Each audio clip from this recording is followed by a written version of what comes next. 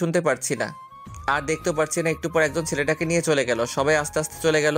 আমি দোকানে বেচাকেনা করতে লাগলাম। একটু পর দেখে আফিয়া আসলো, বলল, একটা বেনসন লাইট দে। আমি বিরক্ত হয়ে তাকে একটা বেনসন লাইট দিলাম। ফ্রিতে খেলে তো বিরক্ত হবই। সে সিগারেট খেতে লাগলো। আস্তে আস্তে দোকানের ভিড় কমলো। দেখি আফিয়া এসে দোকানের ভিতরে একটা বসার চেয়ারে এসে বসলো। 1 কেজি আটা দে, 1 কেজি চিনি দে, 1 কেজি পেঁয়াজ দে, আর 1 হালি ডিম দে। আমি আফিয়ার মুখের দিকে তাকিয়ে রইলাম। তার চোখে চোখ রাখলাম। আমার ভয় করছে, এগুলো কি ফ্রিতে দিতে হবে নাকি? আফিয়ার চোখ আমার চোখ একসাথে হলো। আফিয়া কিছুটা লজ্জা পেয়ে চোখ নিচু করে বলল, তুই ভয় পাস না, এগুলোর জন্য আমি টাকা দিব। আমি মুখে হাসি এনে বললাম, ওকে। আমি আটা মাপা শুরু করলাম। এই ফাঁকে দুইজন ছেলে আসলো। এসে আফিয়ার সাথে কথা বলতে লাগলো। সেদিকে আমার কোনো খেয়ালই নেই। আমি আটা, পেঁয়াজ, ডিম, চিনি প্যাকেট করে সামনে দিলাম। আফিয়া তাদের সাথে অনেকক্ষণ কথা বলল। পরে দুইজন চলে গেল। আফিয়া আমার দিকে তাকিয়ে মুচকি হাসি দিয়ে বলল, এইখানে কত টাকা হয়েছে? 200। তুই তো ফ্লেক্সি লোড করস। হুম। এই নাম্বারে 700 টাকার মিনিট আর এমবি প্যাকটা দে। ওকে। আমি দিলাম। আফিয়া বলল, আমার নাম্বারটা সেভ করে রাখ, যদি কোনো সমস্যায় পড়স সাথে সাথে কল করবি। তার প্রয়োজন নেই। আরই আফিয়া দেখতে অনেক সুন্দরী। দাঁতগুলো উঁচু নিচু, যার কারণে হাসি দিলে অনেক সুন্দরী লাগে। ঠোঁটে লিপস্টিক দেওয়া। নারী হিসেবে দেখলে 100তে একজন। কিন্তু সে থাকেই ছেলেদের মতো জিন্সের শার্ট প্যান্ট, শীতের মধ্যে একটা শীতের কাপড়, পায়ে শো জুতা। সে মনে হয় খুব বড় লোক, যার কারণে এত পাওয়ার। সেসব ভেবে লাভ নেই। একজন এসে বলল 10 কেজি আটা দিতে। আমি আটা মাপতে শুরু করলাম। 10 কেজি আটা দিলে উনি সেগুলো নিয়ে টাকা দিয়ে চলে গেল। আফিয়া বলল, এগুলোর দাম রাখ, আমি যাওয়ার সময় নিয়ে যাব। কত টাকা হয়েছে? আমি হিসেব করে বললাম, 900 টাকা। আর 4টা সিগারেট দে। আমাকে 1000 টাকা নোট দিয়ে বলল, সব মিলিয়ে কত টাকা হয়েছে রাখ, সকালে টাকা রেখে দে। আমি সকালে টাকা না রেখে ফেরত দিয়ে দিলাম। আফিয়া চলে গেল। আমি তার যাওয়ার রাস্তার দিকে তাকিয়ে রইলাম। মাসুদ আঙ্কেল যেহেতু বলছে ও আমার বয়সী, তাহলে আমার বয়স 23 আর ওর বয়স এমনই। এই বয়সে তোমরা কি সুন্দর স্বামীর সাথে ঘর সংসার করো, আর ওর কি অবস্থা? নিশ্চয়ই এর পিছনে একটা কারণ আছে। সে কারণটাই আমার জানতে হবে। এর মধ্যে যদি মোবাইলে কল আসলো, নাম্বার চিনি না, ফোন ধরে কণ্ঠ শুনে আমি বুঝতে পারলাম এটা রিয়া। ফোন দিছস কেন? তোর সাথে ব্রেকআপ? আমার কথা শোন, আমি খুবই দুঃখিত। আসলে আমি বুঝতে পারিনি তোরে আমি ভালোবাসি ইমাদ। তোর ছেড়ে আমি বাঁচবো না। এটা তো আমি লাস্ট 2 বছর ধরে শুনে আসছি। সত্যি বলছি। আমি তোরে পরে ফোন দিচ্ছি, এখন দোকানে আছি। আচ্ছা ফোন দিস মনে করে। আমি একাধারে রাত 10টা পর্যন্ত বেচাকেনা করলাম, কিন্তু মানুষ আসছেই না। ভাবলাম চলে যাই, না হলে রিক্সা পাবো না। কিন্তু না, দোকান বন্ধ করতে করতে 11টা বেজে গেল। আমি দেখি আফিয়ার প্যাকেট পড়ে রইল। সে এখনো আসেনি। দূর না আসলে নাই, এমনিতে দেরি হয়ে যাচ্ছে। সারাদিনের বেচারাটার সাথেই নিলাম। একা যাওয়া রিক্সা না পেলে দোকানে রাত কাটাতে হবে। আশেপাশে তাকিয়ে দেখি কোনো রিক্সা নেই। মা অলরেডি 3বার ফোন দিয়ে ফেলেছে। এমন সময় দেখি আফিয়া কোথা থেকে জানি আসলো দৌড়ে, বলল, দে আমার প্যাকেট দে। আমি প্যাকেট দিলাম। আফিয়া বলল, কোনো রিক্সাই তো দেখছি না, কি করে বাড়ি যাব? আপনার না কত ছেলে পেলে আছে, ওদের বলেন আপনাকে নিয়ে যেতে। এটা বলাতে আফিয়া আমার দিকে তাকালো, কিন্তু কিছু বলল না। দোকানের সামনে অনেকক্ষণ দাঁড়িয়ে রইলাম, কোনো রিক্সায় আসছে না। প্রচুর কুয়াশা পড়ছে। খেয়াল করলাম আফিয়ার শরীরে তেমন শীতের কাপড় নেই, শুধু পাতলা একটা গেঞ্জি শার্টের উপরে। ও যে শীতে কাঁপছে সেটা আমি ভালো করে বুঝতে পারছি। আমার গায়ে একটা লেদার আছে আর একটা শীতের চাদর। ভাবলাম চাদরটা দেই, কিন্তু যে অ্যাটিটিউড, নেয় নাকি সন্দেহ। আমরা না নিলে আমার কি? শীতে কাঁপছে সে, আমার কি? আমি বললাম, প্রচুর শীত পড়ছে, এই চাদরটা নিন। তোর তো সাহস কম না, তুই আমার শরীরের দিকে নজর দিয়েছিস। বুঝতে পারছি এত রাতে কেউ নেই বলে। আজ পর্যন্ত আমার দিকে কোনো ছেলে নজরে তাকানোর সাহস পায়নি, আর তুই কোথা থেকে উড়ে এসে আমার শরীরের দিকে নজর দিস? তোর এই 2 চোখ আমি তুলে নেব। একশেষে কথাগুলো বলল। আমি এমন কথা শুনে অবাক। উপকার করতে চাইলাম আর উল্টা বাস দিয়ে দিল। দূর, এমন মেয়ের সাথে কথা বললে মুখ নষ্ট। যাহার নামে যাক, তাতে আমার কি? মা আবার কল দিল। পরিবারের একমাত্র ছেলে আমি, ছোট বোন আছে বিবাহিত। এখন বাড়িতে মা একা। মা বলল, আজকে আসবি নাকি? আসবো তো, কিন্তু কোনো গাড়ি পাচ্ছি না। আব্বা গাড়িতে আসলে বলল একটা আগাইতে। তোর আব্বা এখনো আসেনি, রাস্তায় আছে। কি করব এখন? তুই আস্তে আস্তে হাঁট, আমি আগাইতাছি। আচ্ছা। আমি হাঁটা ধরলাম। বাড়িতে যাওয়ার রাস্তা সোজা, চারপাশে বাড়িঘর আছে, জায়গায় জায়গায় ল্যাম্পপোস্ট। তা এরপরও কেন জানি ভয় করে এলাকাটা নির্লজ্জ। খেয়াল করলাম আমার পিছনে আফিয়া হাঁটছে। মনে হয় কোনো উপায় না পেয়ে আমার পিছনে হাঁটা ধরছে। আমি দাঁড়িয়ে গেলাম, তার দিকে এগিয়ে গেলাম। আফিয়া বলল, আমার দিকে আসবি না, এর ফল কিন্তু ভালো হবে না। ভুলে যাস না, রাতের পর কিন্তু সকাল আছে। আমার শরীরে যদি টাচ করিস তাহলে সকালে ভোরের আলো দেখতে পারবি না। আমি তার কথা কানে না নিয়ে তার সামনে গেলাম। শীতে কাঁপছে আর ভয়েও আমি চাদরটা তার শরীরের পেঁচিয়ে রাখলাম। ও তখন চোখ বন্ধ করে ফেলেছে, বোধহয় ভাবছে আমি অন্য কিছু করব। বললাম, সবসময় অ্যাটিটিউড দেখানো ঠিক না, চাদরটা ভালো করে গায়ে দিন, ভালো লাগবে। আর পিছন পিছন না হেঁটে পাশাপাশি হাঁটুন। এই বলে আমি হাঁটা ধরলাম। একটু পর দেখে আফিয়া আমার পাশাপাশি হাঁটছে, চাদরটা শরীরে ভালো করে গায়ে দিল। হাঁটতে হাঁটতে অনেকটুকু চলে আসলাম। কোথা থেকে জানি এক কুকুর ঘেউ ঘেউ করে উঠল। আফিয়া ভয়ে আমার শরীরের উপর পড়লো। আমি তাকে ধরে ফেললাম। আফিয়া আমাকে ধরে রীতিমতো ভয় কাঁপছে। আমি বললাম, ভয়ের কিছু নেই, এটা কুকুর ছিল। আমি ভয় পাচ্ছি না। আপনি ভয় পাবেন কেন? আপনি তো অনেক সাহসী, এখন হাঁটেন। আমরা আবার হাঁটতে শুরু করলাম। আফিয়া বলল, বামের গলি একটু সামনে আমার বাসা। আমি তাকিয়ে দেখি অন্ধকার এক গলি, কিছুই দেখা যাচ্ছে না। যদি এদিকে যাই, আফিফ যদি আমার টাকা পয়সা সবকিছু রেখে দেয়। আমি ওদিকে যাচ্ছি না, সে গিয়ে মরুক, তাতে আমার কিচ্ছু যায় আসে না। আবার মনে যাচ্ছে এগিয়ে দিয়ে আসি, মানবতার খাতিরে এইটুকু সাহায্য করাই যায় সবার। আবার গেলে যদি টাকা পয়সা রেখে কি করব মাথা কাজ করছে না। আমি যাচ্ছি না। আফিয়া বলল, এইটুকু রাস্তায় এগিয়ে দে না, আমার সত্যিই খুব ভয় করছে। আমি আফিয়ার মুখের দিকে তাকালাম, দেখি সে সত্যি খুব ভয় আছে। মনে হয় করুণার দৃষ্টিতে বলছে। আমি ভাবলাম যাই, এগিয়ে দিয়ে আসি। ওকে চলেন। আমি অফিসের পাশাপাশি হাঁটতে লাগলাম। আফিয়া আমার শরীরের সাথে লেগে লেগে হাঁটছে। কিছুক্ষণ হাঁটার পর আফিয়া বলল, এটা আমার বাসা, ভিতরে এসে বস। না, তার প্রয়োজন নেই, আরেকদিন আসবো। ধন্যবাদ তোকে। এই নে তোর চাদর। ওকে। আমি চাদর নিয়ে হাঁটা ধরলাম। তাড়াতাড়ি গলি থেকে বের হলাম। তারপর বাড়ির রাস্তায় হাঁটা ধরলাম। আরও অনেকটুকু পথ বাকি। এখন আমার নিজেরই ভয় করছে। দেখি সামনে থেকে একজন মহিলা আসছে। ভালো করে তাকিয়ে দেখি এটা মা। মাকে দেখে যেন আমার আত্মাটা শান্তি হলো। আমি আর মা একসাথে হাঁটতে লাগলাম। কিছুক্ষণ হাঁটার পর 4-5 জন ছেলে আমাদেরকে ঘিরে ধরল। তাদের প্রত্যেকের মুখ মাফলার দিয়ে ঢাকা।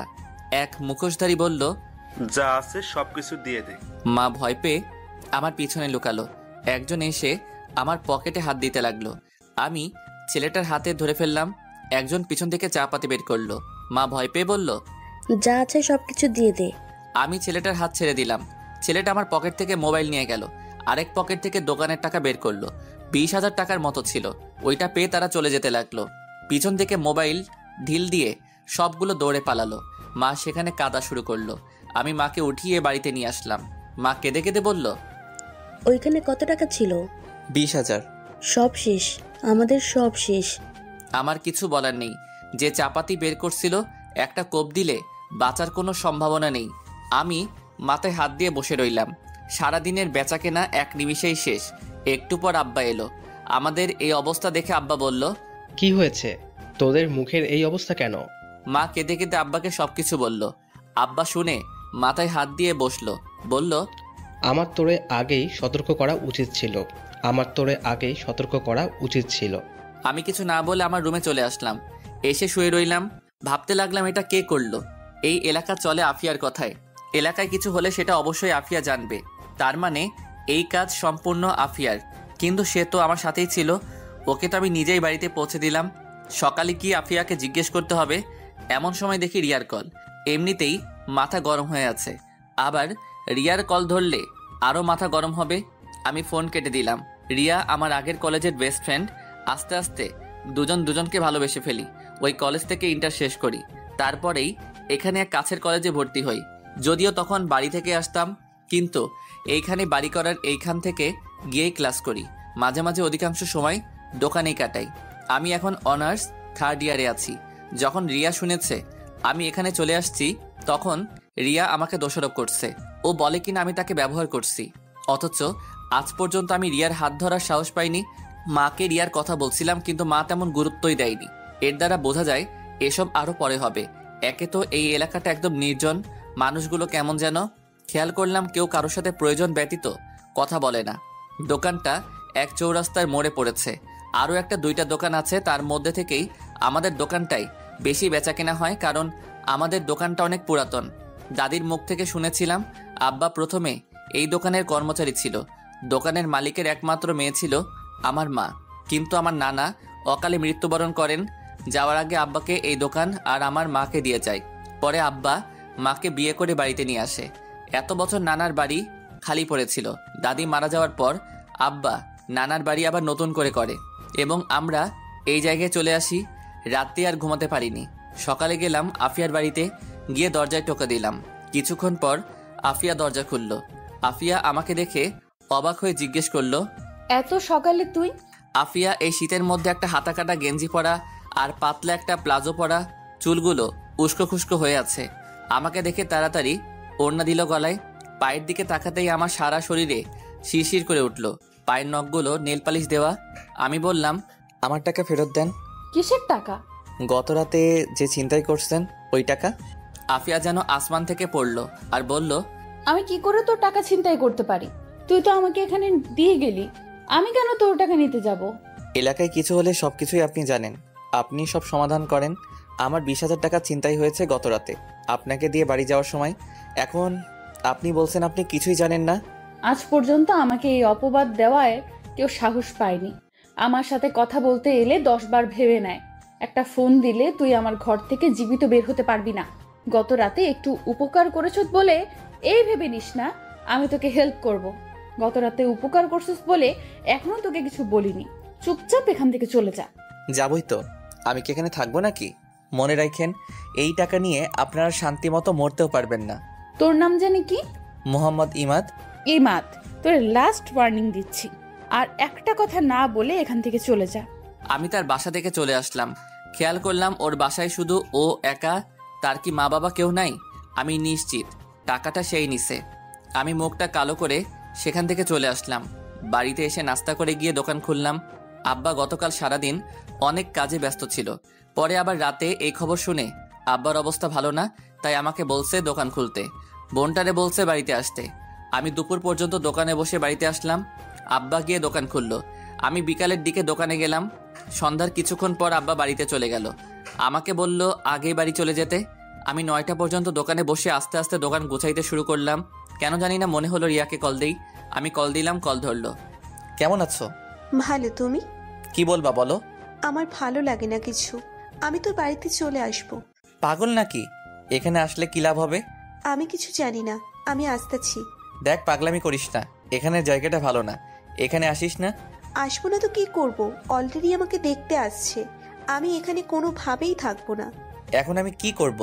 মারে তোর কথা বলছিলাম, কিন্তু মা কোনো পাত্তাই দিচ্ছে না। বলছে এখন এগুলো কিছু হবে না, আরো পরে। পরে পরে করতে করতে তো আমার বিয়ে হয়ে যাবে।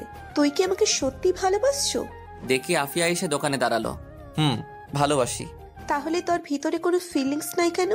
আমি যে তোর জীবন থেকে চলে যাচ্ছি সেটা তোর খেয়াল আছে? আছে। তাহলে আগামীকালের মধ্যে কিছু একটা কর। আচ্ছা দেখি। আমি ফোনটা কেটে আফিয়াকে বললাম, আপনি আমার দোকানে আইসেন না, আপনাকে দেখলে আমার রাগ উঠে। তুই বেশি বেড়ে গেছিস। তোরে কিছু উত্তম মধ্যম না দিলে শান্ত হবি না। দাঁড়া, এখনই ফোন করছি। চোরের মুখে বড় গলা। কি? তুই আবার বল। তোর সাহস এত বেড়ে গেছে? ফোন দিব? দেখেন, আমি কাউকে ভয় পাই না। এখন আপনার যেটা মনে চাই করেন, আর নেক্সট টাইম আমার দোকানের আশেপাশে আসবেন না। ওকে, দেখা যাবে। আমি দোকান বন্ধ করে রিক্সা দিয়ে বাড়ি চলে আসলাম। পরদিন খুব সকালে গিয়ে দোকান খুললাম। সকালে আবার দেখি আফিয়া আসলো। মেজাজটাই খারাপ হয়ে গেল। আফিয়া এসে বলল, একটা সিগারেট দে। কি বেহায়া মেয়ে রে বাবা, লজ্জা শরম বলতে কিচ্ছু নেই। আফিয়া দেখি শুনেও না শোনার ভান করছে। আফিয়া ঠোঁটে গাঢ় লিপস্টিক দেওয়া। এত সকালে আফিয়া কোথায় যায়? জগিং করতে?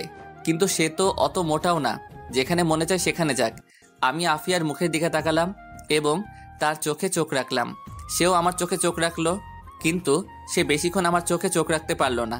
চোখ অন্যদিকে ঘুরিয়ে মুখটা ভেঙচি কেটে বলল, সিগারেট দিবি নাকি যাব? এই নেন। আফিয়া সিগারেট ধরিয়ে দোকানের ভিতরে বসলো। আমি সিগারেটের ধোঁয়ায় নাক মুখ মাফলার দিয়ে ঢেকে ফেললাম। আমার অবস্থা দেখে মুখে একটা ভেঙচি কাটলো। আমি বললাম, আচ্ছা কে টাকা নিয়েছে বের করতে পারবেন? বের করতাম, কিন্তু তুই এসে সরাসরি আমাকে দোষারোপ করছিস। ও, তুই সেই টাকার আশা ছেড়ে দে। কেন? এই টাকা যদি জানতে পারি কে নিয়েছে তাহলে আমি সরাসরি থানায় মামলা করব। এই এলাকায় কোনো পুলিশের পাওয়ার নেই। এই এলাকা চলে আমার কথায়, আর এলাকার মেম্বার চেয়ারম্যান আমার পায়ের নিচে। তাই নাকি? তোর বিশ্বাস হয় না? না, আমার কাছে আপনি একটা দুর্বল নারী। যার আছে অনেক স্বপ্ন। চুপ। এই বিষয়ে তোরে কে বলছে কথা বলতে? আচ্ছা, আপনাকে একটা প্রশ্ন করি। কর। আপনার মা বাবা নেই? এমন প্রশ্ন করাতে আফিয়ার মুখটা মুহূর্তেই কালো হয়ে গেল। মুখে হাসি এনে বলল, না। কিন্তু মুখের হাসিটা কান্নার চেয়ে করুণ দেখালো। পরক্ষণে খেয়াল করলাম আফিয়ার চোখে পানি। অনেক কষ্টে কান্না আটকাতে চেষ্টা করলো, কিন্তু আটকাতে পারল না। চোখ দিয়ে অঝরে পানি পড়ছে। আমি তাড়াতাড়ি টিস্যু দিলাম। আফিয়া চোখ মুছলো, বলল, ধুর, শুধু শুধু চোখে পানি চলে আসলো। যাই হোক, আজকে দুপুরে তোর দাওয়াত আমার বাড়িতে। কি? আমাকে? কেন? এমনি। এটা ভালো লক্ষণ নয়, এটা ভালো লক্ষণ নয়। আমি যাচ্ছি না। ওকে, তোর ইচ্ছা। আরো অনেক ছেলে পেলে যাবে, তাই তোকেও বললাম। আচ্ছা, আব্বারে পাঠিয়ে দিব। ওকে, আচ্ছা আমি যাই। আপনাকে কে বলছে এখানে বসতে? আফিয়া মুখটা ভেঙচি দিয়ে চলে গেল। আমি ভাবলাম টাকা তো দিল না, পরে রেখে দিব। আফিয়ার বুকে অনেক জমানো কষ্ট লুকিয়ে আছে। সেসব দেখে আমার কি? ও একটা বখাটে মেয়ে, কত ছেলের সাথে শুয়েছে কে জানে। যত সব ফালতু মেয়ে। পরক্ষণে রিয়ার কথা মনে পড়লো। আজকেই মার সাথে কথা বলতে হবে। রিয়াকে আমি হারাতে পারবো না। ওকে আমি সত্যি অনেক ভালোবাসি। এখন মার সাথে কথা বলে আজকে একটা সিদ্ধান্ত নিতে হবে। কিছুক্ষণ পর আব্বা আসলো। আমি বাড়ি চলে আসতে লাগলাম। ওই পার্কের একটা বেঞ্চে গিয়ে বসলাম। রিয়াকে কল করলাম। দ্বিতীয়বার ট্রাই করলে ফোন ধরলো। এতক্ষণ লাগে ফোন ধরতে? রান্না করেছিলাম। কি রান্না করছো? আমি মাঝে মাঝে রাগের কারণে রিয়াকে তুই করে বলি, রিয়াও আমাকে তুই করে বলে, কিন্তু অধিকাংশ সময় আমরা তুমি করে কথা বলি। ভর্তা খাবা? তাড়াতাড়ি আমাকে নিয়ে যা, তোমাকে সারা জীবন আদর করে ভর্তা খাবো। সেটাই করব। তোমার মারে বলছো? কি বলছে? এখনো বলিনি। যদি তোমার মা না করে? কিছু তো একটা করব, তুমি কোনো টেনশন করো না। ওকে ওকে। এখন ভিডিও কল দাও, তোমাকে দেখতে ইচ্ছে করছে। রিয়া ভিডিও কল দিল। রিয়াকে দেখে আমার মনটা শান্তি হলো। আমি বললাম, এক কাজ করো, আজকে সেজেগুজে ভিডিও কল দাও। না। কেন? আমাকে নিয়ে যাও, পরে তুমি যতবার বলবে ততবার সাজবো। আচ্ছা। ফোন রাখি, মা আসছে। এই বলে রিয়া ফোনটা রেখে দিল। দেখি কুয়াশা কেটে যাচ্ছে। সূর্য কুয়াশায় পাহাড় ভেঙে একটু একটু উকি দিচ্ছে। সকালে রৌদ্র এসে আমার শরীরে পড়ল। শরীরের মধ্যে এক অসাধারণ অনুভূতি কাজ করলো। মন চাচ্ছে না এখান থেকে উঠে যেতে। দেখি আফিয়া পার্কের ভিতরে ঢুকলো। তারে দেখেই মুডটা অফ হয়ে গেল। ও কি সারাদিন পুরো এলাকায় ঘুরে বেড়ায়? আমাকে দেখে আমার এখানে আসলো আর বলল, কি মিস্টার দোকানদার, এখানে কি? কিছু না, এমন মিষ্টি রোদ মিস করতে পারি তাই চলে আসলাম। হ্যালো। আচ্ছা, আপনি তো অতটা মোটা না, কিসের জগিং করেন আপনি? সকালে আমি ঘুমাতে পারি না, তাই বাইরে বের হই। সকালে ঠান্ডা ফ্রেশ বাতাস আমি কোনোভাবেই মিস করতে পারি না। যেদিন আমি মিস করি দিনটা এতই খারাপ যায় তা বলে বোঝাতে পারবো না। এটা ভালো। এই অভ্যাসটা আমার আব্বার ছিল। প্রতিদিন সকালে আমাকে সাথে নিয়ে বের হতো, তাই ছোটবেলা থেকেই আমার এই অভ্যাস। ভালো, ফ্রেশ বাতাস নেন, আমি যাই। এই বলে আমি উঠে বাড়ি চলে আসলাম। এসে নাস্তা করলাম। নাস্তা করে ভাবলাম যাই মার সাথে রিয়ার ব্যাপারে আলোচনা করা যাক। মারে রাজি করাতে পারলেই হবে। আমি মায়ের ঘরে গিয়ে টোকা দিলাম। মা বলল ভিতরে আসতে। মা বলল, কি হয়েছে? একটা কথা ছিল। বল। এটা রিয়ার ব্যাপারে। কোন রিয়ার ব্যাপারে? তোমারে বলছিলাম না একটা মেয়ের ব্যাপারে, আমার ক্লাসমেট ছিল রিয়া। মা তার বাড়িতে একটু কথা বলে দেখবা? কিসের জন্য? মেয়েটাকে বাড়ি থেকে বিয়ের জন্য চাপ দিচ্ছে, কিন্তু ও আমাকে চায়। এখন কি বলবো? ও তোকে চাই তো আমি কি করব? এসব প্রেম ভালোবাসায় আমি এক বিন্দু পরিমাণে বিশ্বাস করি না। এগুলো সেকেন্ডের ব্যাপার। এই আছে এই নেই। আছে আবেগের ঠেলায় বলছে তোকে ভালোবাসে। তোর থেকে ভালো কোনো ছেলে পাক, এক মুহূর্ত লাগবে না তোকে ভুলতে। আমার দায়িত্ব আমি পালন করি। ওকে আমি ভালোবাসি মা, এখন আমি তাকে চাই। কোন মুখে তুই এসব কথা বলিস? তুই মাত্র পড়াশোনা করেছিস, চাকরি হোক পরে চিন্তা ভাবনা করবো নে। যে একটা দোকান আছে ওইটার কোনো নিশ্চয়তা আছে? কোন সময় জানি কি হয়ে যায়। দেখছিস না ওই দিন টাকাটা কিভাবে কেড়ে নিয়েছে। আর যদি দোকান এইভাবে কেড়ে নেয় তখন কি করবি? পরে তো পথে বসতে হবে। তোর বাবার পাপে ধরছিল এই জায়গায় দোকান চালাইতে, বাড়ির আশেপাশে যেন জায়গা ছিল না। এই এলাকাটা একদম ভালো না, এই এলাকা ভালো মানুষদের জন্য না। কিন্তু মা কিছু তো একটা করো। ওর বাড়িতে বলে কিছুদিন সময় তো নিয়ে যাক। নিলাম, সময় পরে কি হবে? মেয়ের বয়স কত? 20-22 হবে। পরের চিন্তা করে এখন সময় নিয়ে কি ঠিক হবে? পরে কি হবে কেউ জানে না। শুধু মেয়েটাকে বসিয়ে লাভ আছে? তুই তোর মতো থাক, ওকে ওর মতো থাকতে দে। কোন বুকে তুমি এই কথা বলো? আর যদি আব্বা তোমাকে এই কথা বলে তুমি নিতে পারবে? তুমি কিছু একটা করো, আমি তাকে চাই। ও আমার মুখের দিকে তাকিয়ে আছে। এখন আমার টেনশন দিস না, কিছুক্ষণ পর ফাতিমার ডেলিভারি। ফাতিমা আমার ছোট বোনের নাম। কিন্তু মা, আমি কোন মুখে মেয়ের বাড়িতে কথা বলবো? আমাদের কিছু আছে? না আছে জায়গা সম্পত্তি, না আছে ভালো বাড়ি। কোনো মতে দিন চলছে, এর মাঝে তুই কি করে এই কথা বলতে পারিস? টাইম নাও, রিয়া রাজি আছে। আমাদের টাইম দেওয়ার জন্য ওরা বসে আছে না। অন্তত বলে তো দেখতে পারি। আচ্ছা দেখি তোর আব্বারে পাঠাতে পারি কিনা। আচ্ছা। এই বলে আমি চলে আসলাম। আমি হারে হারে বুঝতে পারছি মার বিন্দু পরিমাণ ইচ্ছা নেই। আমি রিয়াকে কি করে বলবো? যেদিন আব্বা যাবে ওই দিন রিয়াকে বলবো। রাতে দেখি রিয়া সেজেগুজে ছবি পাঠালো। আমি তখন দোকানে। আমি ফোন দিলাম কিন্তু মেসেজ দিয়ে বললো ফোন না দিতে। পরক্ষণে অফলাইন চলে গেল। 3 দিন পর ডেট ঠিক হলো, আব্বা যাবে তাদের বাড়িতে।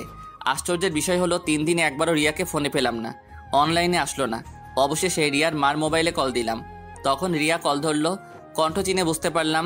আমি বললাম, তোমারে তো কল দিয়ে পাই না। আমার মোবাইল মা নিয়ে গেছে, মার বাটন মোবাইল আমার কাছে। আজকে আবার যাচ্ছে তোমাদের বাড়িতে? কিন্তু কিন্তু কি? আমাকে এসে দেখে গেছে এক সম্বন্ধ, এমনকি বিয়ের তারিখও ঠিক করে গেছে। কি বলো? তুমি বলো নাই আমার কথা? বলছি কিন্তু কেউ আমার কথা কানে নেয়নি। আচ্ছা তোমার আব্বা আসুক, আমি তোর আব্বার সাথে চলে আসব। না, আমি ফ্যামিলির উপরে যেতে পারবো না। আচ্ছা তোমার আব্বা আসুক, দেখি কি করতে পারি। আচ্ছা। আমি সারাদিন দোকানে থেকে রাতে বাড়ি গেলাম। দেখি আব্বা বাড়িতে। মার মুখের অবস্থা ভালো না। আমি বললাম, কি হয়েছে? আমি কত করে বলছিলাম এখন ওগুলোর প্রয়োজন নেই। তোর আব্বা যেখানে গিয়ে অপমানিত হয়ে আসছে, তাকে বিয়ে করার জন্য সরকারি চাকরির ছেলে বসে আছে এবং অলরেডি ডেট তারিখ সব ঠিক করে ফেলেছে। মেয়েটা আমার সাথে চলে আসতে চাচ্ছিল, কিন্তু আমি অনেক কষ্টে বুঝিয়ে রেখে এসেছি। আমি বলার মতো কিছুই খুঁজে পেলাম না। আমি বাইরে বের হয়ে রিয়াকে কল করলাম। রিয়াকে আমাকে ভিডিও কল দিল। দেখি রিয়া কাঁদছে। আমি তোমাকে ছাড়া থাকতে পারবো না, আমি তোর বাড়িতে চলে আসছি, তোর বাসার ঠিকানা দে। না, এই ভুল করিস না। কেন, তুমি আমাকে চাও না? অবশ্যই চাই। তাহলে এমন কথা বলো কেন? আজ পর্যন্ত তোর হাতটা পর্যন্ত ধরিনি। ভাবছিলাম বিয়ের পর একেবারে তোর হাত ধরবো, কিন্তু দেখি এখন আর সেটা সম্ভব না। তরেই কোনো ইচ্ছে নেই আমাকে বাবার। এই বলে রিয়া শিশুর মতো কাঁদতে লাগলো। অজান্তে আমার চোখ দিয়ে পানি বের হয়ে পড়লো। আমার ভিতরটা কষ্টে পড়ে যাচ্ছে। তাড়াতাড়ি তোর বাসার ঠিকানা দে, আমি আগামীকাল আসছি। পরে তুই যা করার করিস। আচ্ছা। আমি তোর হাতটা একটা বারের জন্যেও ধরতে চাই, আমি একটি বারের জন্য তোকে অনুভব করতে চাই। এই বলে রিয়া কাঁদতে লাগলো। আমি বললাম, ঠিকানা টেক্সট করলাম, পার্কের ঠিকানা দিলাম। আর কতক্ষণ পুরনো স্মৃতি মনে করে কিছুক্ষণ কথা বলে ফোনটা কেটে দিলাম। পরদিন আব্বারে দোকানে রেখে পার্কে গেলাম। গিয়ে রিয়ার জন্য অপেক্ষা করতে লাগলাম। দেখি আফিয়া পার্কে আসলো কয়েকজন ছেলে ফেলে নিয়ে। তাদের দেখেই মেজাজটা বিগড়ে যায়। তারা দূরের এক বেঞ্চে বসে কথা বলতে লাগলো। একসময় দেখি আফিয়া একটা ছেলেকে চর দিল। চর খেয়ে ছেলেটা মাটিতে পড়ে গেল। আফিয়া ছেলেটিকে আরো কি কি জানি বলল। দেখি রিয়া রিক্সা থেকে নেমে পার্কের ভিতরে প্রবেশ করলো। আমি ইশারা দিলাম। রিয়া আমার কাছে আসলো, এসে আমাকে জড়িয়ে ধরলো, ফুপিয়ে কেঁদে উঠলো। আমি তার পিঠে হাত রেখে সান্ত্বনা দিতে লাগলাম। আমি রিয়াকে আমার পাশে বসালাম। রিয়া আমার হাতে হাত ধরলো, আমার কাঁধে মাথা রেখে কাঁদতে লাগলো। রিয়া বলল, আমি তোমাকে হারাতে চাই না। আমিও। চলো না এখন গিয়ে বিয়ে করে ফেলি, পরেরটা পরে হবে। কিন্তু বুঝেছি, তোমারই কোনো ইচ্ছে নেই। শুনেছি সত্যিকার ভালোবাসা বলে কখনো কাউকে ভয় পায় না। আসলে তুমি আমাকে সত্যিই ভালোবাসো না। বাসি না, বাসলে কি আর এত কিছু করতাম? সবার আগে ফ্যামিলি। যারাই ফ্যামিলির উপরে গিয়েছে তারাই শেষ হয়ে গেছে। কতই না ভালো হতো যদি সারাটা জীবন একসাথে থাকতে পারতাম। এখনো হয়তো সময় আছে। এভাবে আমাকে দূরে থেকে ভালোবেসে যেতে পারবা? হয়তো তোমার এই একটু ভালোবাসা নিয়ে আমি সারাটা জীবন কাটিয়ে দিতে পারবো। কোনো কি উপায় নেই? উপায় আছে, কিন্তু এমনও হতে পারে সেটা বেশি দিন স্থায়ী হবে না। তার চেয়ে ভালো না এমন একটা জায়গায় যাওয়া, সেখানে আজীবন স্থায়ী হওয়া। কিন্তু তুই প্রমিস করো, আজীবন তুমি আমার সাথে সম্পর্ক রাখবা, আমাকে ভুলবা না কোনোদিন। কথা দিলাম, তোমার সাথে আজীবন যোগাযোগ রাখবো। মনে করবে আমি তোমার পাশে আছি সব সময়। মনে আছে আমরা দুজন প্রেমে পড়ার আগে কি রকম ছিলাম? ঠিক সেই রকম ভাবে আমাদের সারাটা জীবন কাটিয়ে দিব। ওকে, তুমি কোন মেয়েকে বিয়ে করবা সেটা আমি সিদ্ধান্ত নিব। আমার পছন্দই তোমার পছন্দ। আচ্ছা, এখন একটু হাসো, তোমার হাসিটা অনেক দিন ধরে মিস করছি। রিয়া একটা মুচকি হাসি দিল। দূর থেকে যতই বলতাম রিয়া আমাকে দোষারোপ করতো, আর কোনো অঘটন ঘটিয়ে ফেলতো। কাছে থেকে বুঝিয়ে বলাতে ও কিরকম মেনে নিল। এমন নয় যে আমি রিয়াকে ভালোবাসি না। ধরলাম আমি রিয়াকে বিয়ে করলাম তার ফ্যামিলিকে না জানিয়ে। এক্ষেত্রে রিয়ার কোনো অস্তিত্ব থাকবে না। কোনোদিন শখ করেও নিজের বাপের বাড়ির নাম বলতে পারবে না। যার কোনো অস্তিত্বই নেই তার আবার কিসের স্বপ্ন সুখ? কিছুদিন পর আমি হয়ে যাব তার কাছে নরক। তার চেয়ে ভালো না দূর থেকে দুজনকে ভালোবেসে যাব। আমাদের এরকম মিশিয়ে বসাতে আফিয়া প্রশ্নবোধক মুখ নিয়ে আমাদের কাছে আসলো আর বলল, কি মিস্টার দোকানদার, গার্লফ্রেন্ড নাকি? হুম। কিন্তু তোমরা এইভাবে মিশিয়ে বসে আছো কেন? এটা তো পাবলিক প্লেস। আসলে আপু কিছুদিন বাদে আমার বিয়ে। দুর্ভাগ্যবশত আমার বিয়েটা ইমাদের সাথে হচ্ছে না, তাই ইমাদকে লাস্ট বিদায় জানাতে এসেছি। ভালো, তোমরা দুজন একটু ভিন্ন টাইপের। আপু কি রকম? আমি যতটুকু জানি, কোনো ছেলের গার্লফ্রেন্ডের বিবাহ হলে তাদের বিচ্ছেদের সময় একজন আরেকজনকে গালাগালি, মারামারি, হ্যানত্যান সব কিছু, এমনকি একজন আরেকজনকে খুনও করে ফেলে। আর তোমরা দুইজন কি সুন্দর হাসি মুখে দুজন দুজনকে বিদায় দিচ্ছ। হয়তো এর মধ্যে কোনো কল্যাণ আছে। ছি আপু। আসলে কি জানো, ভালোবাসার মানুষটিকে বিয়ে না করাই শ্রেয়। কারণ বিয়ে করলে মানুষটি থেকে যায়, কিন্তু ভালোবাসাটা আর থাকে না। কিন্তু আমি ইমাদকে ভালোবাসি। বিয়ের পর ওকে আমি দূর থেকে ভালোবেসে যাব। সেটাই ভালো, তোমরা থাকো, আমি যাই। আফিয়া চলে গেল। আমি বললাম, চলো মার সাথে দেখা করে যাবে। চলো। আমি রিয়াকে বাসায় এনে মার সাথে পরিচয় করিয়ে দিলাম। কি আজব, মার সাথে সেকেন্ডের মধ্যে মিশুক হয়ে গেল। কি কথা লাগিয়ে দিল। যাওয়ার সময় রিয়া মার কাছে দোয়া চাইলো, পরে দোকানে নিয়ে আসলাম। আব্বার কাছে থেকে বিদায় নিয়ে দোয়া চাইলো, পরে বাস স্টেশনে নিয়ে গেলাম। শেষমেশ বিদায়ে রিয়া কেঁদে দিল, আমাকে জড়িয়ে ধরে রাখলো। বাসে উঠিয়ে দিয়ে দোকানে চলে আসলাম। ইচ্ছে করে রিয়ার বিয়ের তারিখটা জানি নাই, কারণ ওই দিনটাই কষ্ট হতো বেশি। এখন মনে হবে রিয়া এখন আমার জন্য ওয়েট করছে। কষ্ট দূর করার জন্য যতটা সম্ভব রিয়াকে ভুলে থাকাই ভালো। দোকানে আসলে আব্বা বাড়ি চলে গেল। সন্ধ্যা ছুঁই ছুঁই, সন্ধ্যার সময় দেখি কুয়াশা পড়া শুরু করছে। তাড়াতাড়ি বাড়ি চলে যাই। এইভাবে অনেক দিন চলে গেল। বিয়ের 1 সপ্তাহ পর রিয়া তার স্বামীর সাথে আমার পরিচয় করিয়ে দিল। তার স্বামীও খুব মিশুক। অল্প কথাতেই দুজন বন্ধুর মতো হয়ে গেলাম। মাঝে মাঝে আমাকে ফোন দিয়ে রিয়া কি পছন্দ করে, কি অপছন্দ করে, এটা সেটা জিজ্ঞেস করে। মানে তাদের সংসার ভালোই চলছিল। এটা দেখে আমি খুব খুশি, কিন্তু আমার মনের ভিতর একটা চিনচিন কষ্ট ভারী দেয়। কারণ রিয়াকে নিজের মতো করে পেলাম না। হয়তো রিয়া সেটা আমার চোখে দেখতে পায়। দেখলে আর কি লাভ। ভাবলাম রিয়ার সাথে আর কোনো সম্পর্ক রাখা যাবে না। তার সাথে কথা বললেই পুরনো স্মৃতি মনে হয়। তখন ভিতরে থেকে চাপা কান্না চলে আসে। আস্তে আস্তে রিয়ার কল ইগনোর করতে লাগলাম। এভাবে মাসখানেক চলে গেল। দোকানের মধ্যে এখন আমি বেশি সময় থাকি, কারণ আব্বা বছরখানেক আগে স্ট্রোক করেছিল, যার কারণে বেশি প্রেশার নিতে দেই না। এই 1 মাসের মধ্যে আব্বা পুরো দোকান আমাকে বুঝিয়ে দিয়ে দিল। ভালোই চলছিল দিনকাল। একদিন রাতে ঠিক করলাম রাতে দোকানে কাটিয়ে দিব, কারণ দেরি হয়ে গিয়েছিল। পৌষ মাসের শীত মাত্র পড়েছে, বাইরে কুয়াশা ছাড়া কিছুই নেই। দোকান পরিষ্কার করতেছিলাম, এমন সময় দেখি আফিয়া কোথা থেকে জানি দৌড়ে আসলো আর বলল, 1 কেজি তেল দে, আর মুখে দেওয়ার জন্য ভালো ক্রিম দে, আর একটা সুই দে, 1 প্যাকেট নুডলস। রাতে সুই দিতে পারবো না। দে দে। আরও কয়েকটা জিনিসের নাম বলল। আজকে সিগারেট চাচ্ছে না। আমি বললাম, সিগারেট দিব না। না রে, ঠান্ডা লাগছে। ও। আমি আস্তে আস্তে সবগুলো জিনিস দিলাম। বলল, কত টাকা হয়েছে? 950 টাকা। আফিয়া আমাকে একটা 1000 টাকার নোট দিল। টাকাটা হাতে নিয়ে আমি টাকার কোড নাম্বারের দিকে তাকালাম।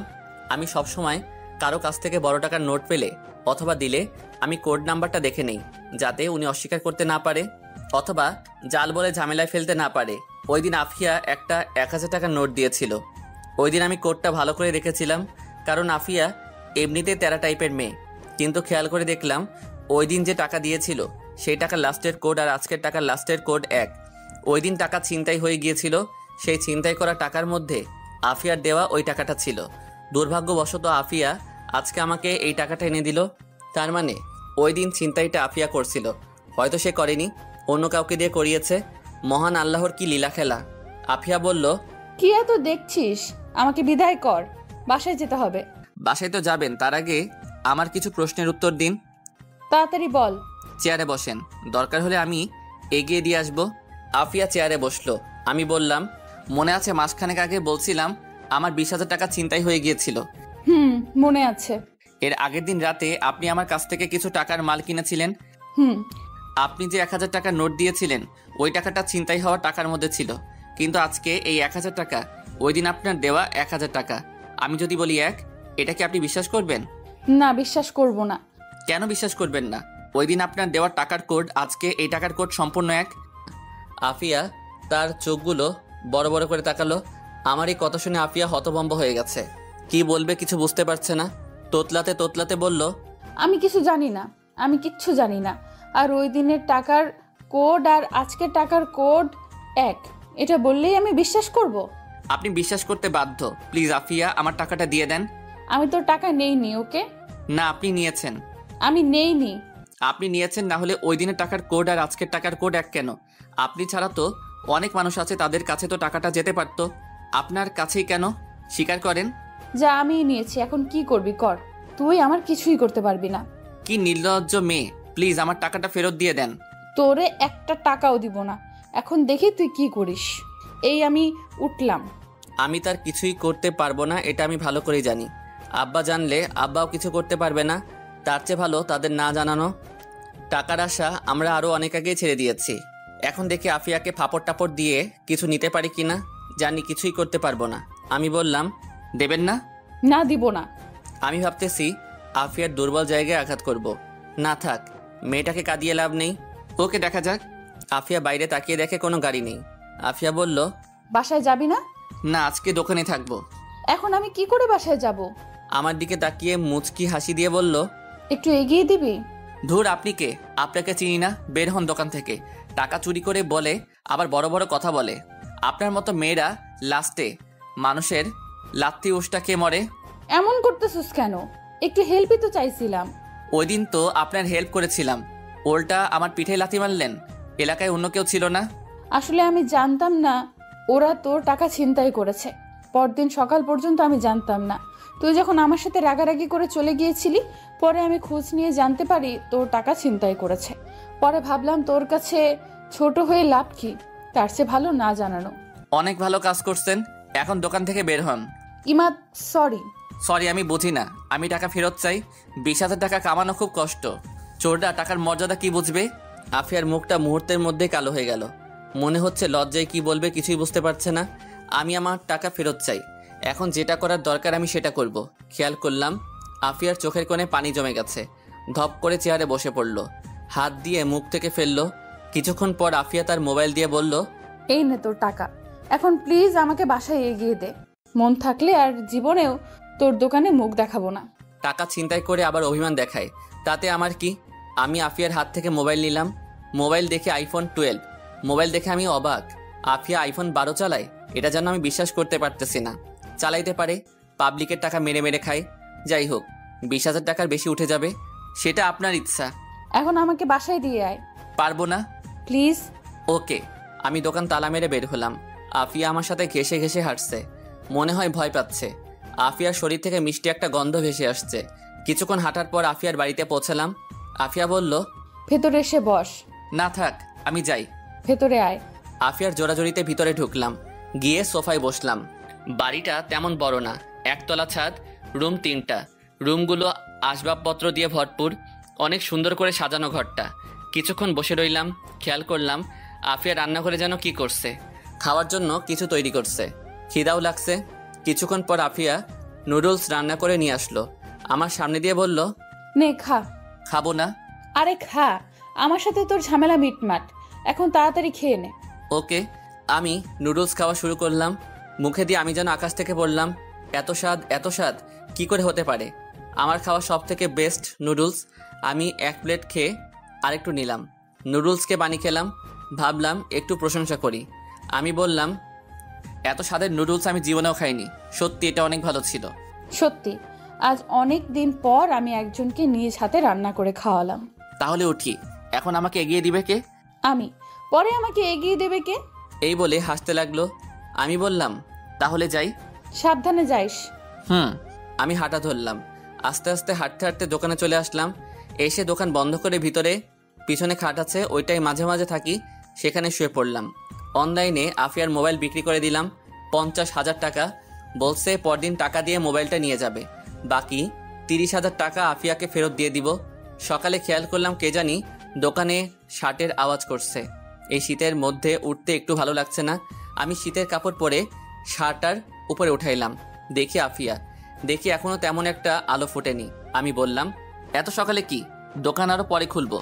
ওকে, আমাকে একটা সিগারেট দে। আপনার না ঠান্ডা লাগছে? একটু খেয়ে ফেলে দিব। ওকে। আমি একটা বেনসন লাইট দিলাম, বললাম, এখন যান, আমি একটু পরে দোকান খুলবো। না, এখন বের হ, আমার সাথে জগিং করবি। আমার এত ঠেকা পড়ছে না, আপনার মনে চাইলে আপনি যান। না, তুই আমার সাথে যাবি। না, যাব না। না, তুই যাবি। এই বলে আমাকে আফিয়া শার্টের কলার ধরে দোকান থেকে বের করলো আর বলল, দোকান তালা মার। আমি দোকান তালা মেরে আফিয়ার পাশাপাশি হাঁটতে লাগলাম। আফিয়া সিগারেট ফেলে দিল, বলল, তুই সিগারেট খাস না? না। ভালো। আফিয়া হাঁটতে হাঁটতে নদীর পাড়ে নিয়ে আসলো। কুয়াশার কারণে কিছু দেখা যাচ্ছে না। আমি বললাম, এত শীতের মধ্যে কি জন্য নিয়ে আসলেন? কি আরামের ঘুমের মধ্যে ছিলাম। আমার আজান দেওয়ার আগেই ঘুম ভেঙে যায়, পরে আর ঘুমে ধরে না, তাই বাইরে চলে আসি। আপনার জগিং করার কি দরকার? আপনার তো স্লিম ফিগার, মানে একদম পারফেক্ট। ধুর, তুই যে কি বলিস, চল ওই দিকটায় যাই। চলেন। আমি আর আফিয়া কিছুক্ষণ হাঁটাহাঁটি করে দোকানে চলে আসলাম। আফিয়া বাড়িতে চলে গেল। আমি দোকান খুলে বসলাম। কিছুক্ষণ পর আব্বা আসলো। আমি বাড়িতে চলে আসলাম।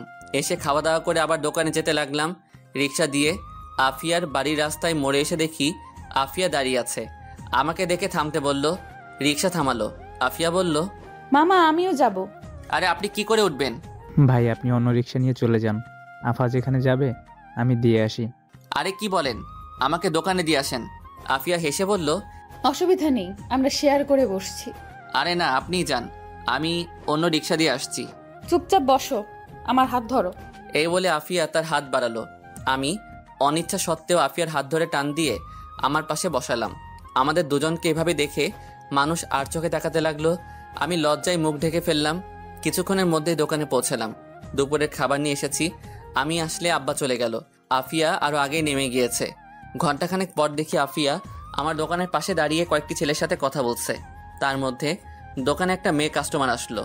বলল, একটা নাম্বার লিখেন, 0112929115। থাক, এখনকার যুগে ফ্লেক্সি লোড করেই শান্তি পাই না, একটা মিনিট কার্ড দেন। মানে? নাম্বার দিলে পরে আবার এই নাম্বারে ফোন দিয়ে জ্বালাতন করবে। আপনাদের মতো ছেলেদের আমার চেনা আছে, আপনারা সুন্দরী মেয়ে দেখলেই মাথা ঠিক থাকে না। দেন মিনিট কার্ড দেন। সব কিছুই ঠিক ছিল, তোর নাম্বার দিতে অসুবিধা, তুই মিনিট কার্ড নিবি ভালো কথা, তুই এসব আলতু ফালতু পেঁচাল পারস কেন? মেজাজটা সাথে সাথে গরম হয়ে যায়। আমি বললাম, মিনিট কার্ড আপনার কাছে বিক্রি করবো না, অন্য কোনো দোকান থেকে নেন। মিনিট কার্ড নেই মানে? ও বুঝেছি, আমার নাম্বারটা চাস, সেটা তুই আমাকে সরাসরি বললেই চলতো। এমনিতেই তুই হ্যান্ডসাম, তোরেই দেওয়া যায়। আমার মতো সুন্দরী মেয়েদের পিছনে ছেলেরা লাইন ধরে থাকে। আচ্ছা নে, নাম্বারটা তোল। আমি মেয়েটার দিকে তাকাতেই আমার কেমন যেন লাগছে। ঠোঁটে গাঢ় লিপস্টিক, যেটা আমার একদম পছন্দ নয়। বুকের উরু দুটো স্পষ্ট বোঝা যাচ্ছে। এমনিতেই মেজাজ গরম হয়ে আছে। আমি বললাম, সরেন তো দেখি। বাইরে তাকিয়ে দেখি কোনো ছেলে পেলে তো নেই, এমনকি বাইরে একটা কুত্তাও নেই। আমি বললাম, কোথায় আপনার জন্য না বলে ছেলেরা লাইন ধরে দাঁড়িয়ে থাকে? কোথায়? বাইরে তো একটা কুত্তাও নেই। মেয়েটা অপমান লোকানোর জন্য তোতলাতে তোতলাতে বলল, তোরে দেখাইতে হবে, এখন নাম্বার তোল। আপনার মন মানসিকতায় সমস্যা আছে। আপনার কাছে আমি ফ্লেক্সিলোড বিক্রি করব না, যান এখান থেকে। কি? আমার মন মানসিকতায় সমস্যা? তোদের মতো লুচ্চা ছেলেদের জন্য আজকে আমার মতো সুন্দরী মেয়েরা শান্তি মতো ফ্লেক্সিলোডও করতে পারে না। ওকে ফাইন, আপনি ফ্লেক্সিলোড করেন না। আমাদের চিল্লাচিল্লির আওয়াজ শুনে আফিয়া দোকানে আসলো। বলল, কি হয়েছে? এই মেয়ে, তুমি কে? ওর সাথে ঝামেলা করছো কেন? ঝামেলা করবো না তো কি করব, লুচ্চা একটা। আফিয়া, আপনি শোনেন, উনি এসে বলেন নাম্বার লিখতে, কিন্তু নাম্বার না দিয়ে উনি বলেন আমি বলে আবার ফোন করে ডিস্টার্ব করব। আমি বলে লুইচ্চা, আরো কত কিছু বলল। আফিয়া ঠাস ঠাস করে মেয়েটার গালে চড় দিল। বলল, তোর সাহস তো কম না, তুই কি করে ইমাদকে লুচ্চা বলিস? তোর নাম্বার দিতে এতই প্রবলেম, তাহলে ফ্ল্যাক্সিলোড করতে আসছিস কেন? আপনার সাহস তো কম না, আপনি কি করে আমায় চড় মারলেন? জানেন আমি কে? এই এলাকার চেয়ারম্যানের মেয়ে। আব্বারে বললে আপনাদের সবগুলোরে এখন ভোগে পাঠাবে। এক্ষুনি তোর আব্বারে ফোন দে। ও, তোর মোবাইলে তো ব্যালেন্স নাই, দাঁড়া আমি কল দিচ্ছি। এই বলে আফিয়া কাকে যেন কল করলো। ফোন ধরলে বলল, কেমন আছেন আঙ্কেল? আপনার মেয়ের নাম যেন কি? ও এখানে একটু ঝামেলা করছে, ওকে একটু বোঝান তো। এই নে মোবাইল ধর। মেয়েটা মোবাইল ধরলো। কতক্ষণ কথা বলে বলল। লাস্টে বলল, আচ্ছা। সরি আপু, কিছু মনে করবেন না, আসলে আমি একটু বেশি বাড়াবাড়ি করে ফেলেছি। ইমাদ সরি, আমি যাই। নেক্সট টাইম এই এলাকায় সাবধানে চলাফেরা করবি, যাও। ওকে আপু। এই বলে মেয়েটা চলে গেল। আফিয়া ছেলেগুলোর সাথে দুই একটা কথা বলে দোকানে এসে বসলো। আসলে তুই তো লুচ্চাই। মানে আমাকে কোন দিক দিয়ে লুচ্চা মনে হয়? অনেক দিক দিয়ে। যাই হোক, মেয়েটাকে মারা আপনার ঠিক হয়নি। আমি তোর জন্য মেয়েটাকে মারলাম আর তুই বলিস ঠিক হয়নি? হুম। সিগারেট দে একটা। না, দিব না। আপনার সিগারেট খাওয়া বন্ধ। তুই বলছিস, যা, আর খাবো না। সত্যি? আমার জন্য আপনি কেন সিগারেট খাওয়া ছেড়ে দিবেন? জানি না। খাওয়া দাওয়া করছেন? না। চলেন খাওয়া দাওয়া করি। না, তার চেয়ে ভালো তুই আমার বাসায় চল যাই, সেখানে খাওয়া দাওয়া করে চলে আসিস। না, আজকে টাইম শর্ট, আরেকদিন। ওকে, তুই খাওয়া দাওয়া কর, আমি বাড়ি যাই, রাতে কিছু জিনিস লাগবে। এই রিক্সা। আফিয়া রিক্সা দিয়ে চলে গেল। আমি খাওয়া দাওয়া করে রাত 9টা পর্যন্ত বেচাকেনা করলাম। এর মধ্যে আফিয়ার মোবাইলটা নিয়ে গেল টাকা দিয়ে। ভাবতেছি বাকি টাকা কি আফিয়াকে দিয়ে দিব নাকি আফিয়ার জন্য আরেকটা মোবাইল কিনে দিব। ধুর, ওর টাকা ওকে দিয়ে দিব। এখন বের হব বাড়িতে যাওয়ার জন্য। এমন সময় আফিয়া আসলো, বলল, 5 কেজি চাউল দে। এখন কিছু দিতে পারবো না, দোকান বন্ধ করে ফেলবো, আগামীকাল নিয়েন। এখন দে। ওকে। আর কিছু লাগলে তাড়াতাড়ি বললেন। আফিয়া আরও কিছু জিনিসপত্র বলল, সেগুলো দিলাম। কত টাকা বিল হলো বললাম, সেগুলো দিলাম। আফিয়া টাকা দিল। আমি বললাম, আপনার আইফোন বিক্রি করেছি, এই নেন আপনার বাকি 30,000 টাকা। তোরে কে বলছে বিক্রি করতে? আমি তোর টাকা দিয়ে মোবাইল নিতাম। আপনি কবে টাকা নিয়ে আসবেন সেই আশা আমি বসে থাকবো? এখন টাকা দিবেন? না, তাহলে আগামীকাল আমাকে মার্কেটে নিয়ে গিয়ে মোবাইল কিনে দিবি। আমার টাইম নেই। ধরেন আপনার টাকা, এখন কি করবেন আপনি জানেন। তুই আমাকে নিয়ে যাবি, এটা আমার পরিষ্কার কথা। আচ্ছা দেখি। আমি তাড়াতাড়ি দোকান থেকে বের হলাম, কারণ বাইরে একটা রিক্সা দাঁড় করিয়ে রাখছিলাম। আমি আগে গিয়ে রিক্সায় উঠে পড়লাম। আফিয়া বলল, আমি এত কিছু নিয়ে কি করব? আপনি থাকেন, আমাকে দিয়ে আপনাকে নিয়ে যাবে। কি অকৃতজ্ঞ ছেলে রে তুই! একটা মেয়েকে তুই এভাবে ফেলে চলে যাবি? এর চেয়ে বেশি আর কি বা করতে পারি? তুই জানিস তোর যে এখন এখান থেকে হেঁটে যেতে হবে? জানি। তাহলে চল একসাথে শেয়ার করে যাই। না, আপনি যান, আমি পরে আসছি। এই বলে আমি রিক্সা থেকে নেমে গেলাম। আফিয়ার জিনিসপত্রগুলো উঠালাম। আফিয়া রিক্সায় উঠে বসলো। আফিয়া বলল, উঠবি নাকি চলে যাব? মামা ওকে নামিয়ে দিয়ে আবার এখানে আসবেন। রিক্সা আর এখানে আসবে না, মন চাইলে উঠ, না হলে হেঁটে আয়। আমি জানি আফিয়া যেটা বলবে রিক্সাওয়ালা সেটাই শুনবে। আমি বাধ্য হয়ে আফিয়ার পাশে বসলাম। রিক্সা চলা শুরু করলো। আফিয়া আমার সাথে আরো ঘেঁষে বসলো। অনেক শীত, আরো ঘেসে বস, তাহলে শীত লাগবে না। আপনার পাশে বসলেই এমনিতেই শরীর গরম হয়ে যায়।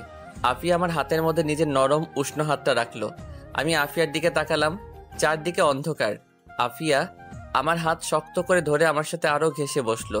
আমি কিছুই বুঝতে পারছি না, কিন্তু একটা জিনিস বুঝতে পারছি, আফিয়া তার ভিতরের কষ্টগুলো অনুভূতির মাধ্যমে জানান দিতে যাচ্ছে। আমি আমার হাতটা সরিয়ে নিলাম। কিছুক্ষণের মধ্যেই আফিয়ার বাড়ির সামনে চলে আসলো। আফিয়া নেমে গেল, আমিও বাড়িতে চলে আসলাম। আফিয়া আমার হাতের মধ্যে নিজের নরম উষ্ণ হাতটা রাখলো। আমি আফিয়ার দিকে তাকালাম, চারদিকে অন্ধকার। আফিয়া আমার হাত শক্ত করে ধরে আমার সাথে আরো ঘেঁষে বসলো। আমি কিছুই বুঝতে পারছি না, কিন্তু একটা জিনিস বুঝতে পারছি, আফিয়া তার ভিতরের কষ্টগুলো অনুভূতির মাধ্যমে জানান দিতে চাচ্ছে। আমি আমার হাতটা সরিয়ে নিলাম। কিছুক্ষণের মধ্যে আফিয়ার বাড়ির সামনে চলে আসলো। আফিয়া নেমে গেল, আমিও বাড়িতে চলে আসলাম। পরদিন খুব সকালে বের হয়ে দোকানে আসছি। প্রতিমধ্যে আফিয়ার সাথে দেখা। আমি ভাবলাম এ কোন ঝামেলায় পড়লাম। যেদিকে তাকাই সেদিকেই আফিয়া। সেই কেন আমার সামনে পড়ে? ওর কি কোনো মেয়ে বান্ধবী নাই? শুধু ছেলেদের মতো বাইরে ঘুরে বেড়ায়। অন্য দিক দিয়ে ওরে দেখলে ভালোই লাগে। ভাবতেছি প্রেমে পড়ে গেলাম নাকি। আফিয়া আমাকে দেখে বলল, কিরে, এত সকালে কোথায় যাস? তার আগে আপনি বলেন, এত সকালে আপনি বাইরে কি করেন? এই শীতের সকাল আমার খুব ভালো লাগে। এত ঠান্ডার মধ্যে নিজেকে গরম রাখার মধ্যেই যেন একটা অনুভূতি, সেটা তোরে বলে বোঝাতে পারবো না। ও, আজকে আরো পরে দোকান খুলিস। কেন? চল দুজনে মিলে একসাথে হাঁটি। এখান থেকে দোকান পর্যন্ত আমি হেঁটে যাব। এতটুকু পর্যন্ত একসাথে যেতে পারি? এইটুকু হলেই চলবে। তাহলে চলেন। আমি আর আফিয়া পাশাপাশি হাঁটতে লাগলাম। এত সকালে কুয়াশার মধ্যে সামনে কি আছে দেখা যাচ্ছে না। আমি ভাবলাম আফিয়ার ফ্যামিলি নিয়ে কিছু প্রশ্ন করি। আচ্ছা, আমি কি আপনাকে আপনি করে ডাকবো নাকি তুমি করেই? আজ পর্যন্ত আমাকে তুমি কিংবা তুই বলার কেউ সাহস পায়নি, সবাই আপনি করে ডাকে। কিন্তু তুই আমার কাছে একটু স্পেশাল, সেজন্য তুই আমাকে যেটা খুশি ডাকতে পারোস। আপনার কাছে স্পেশাল, ভেরি ইন্টারেস্টিং। এই যে আপনি এত টাকার জিনিসপত্র কিনেন, এত টাকা কোথা থেকে পান?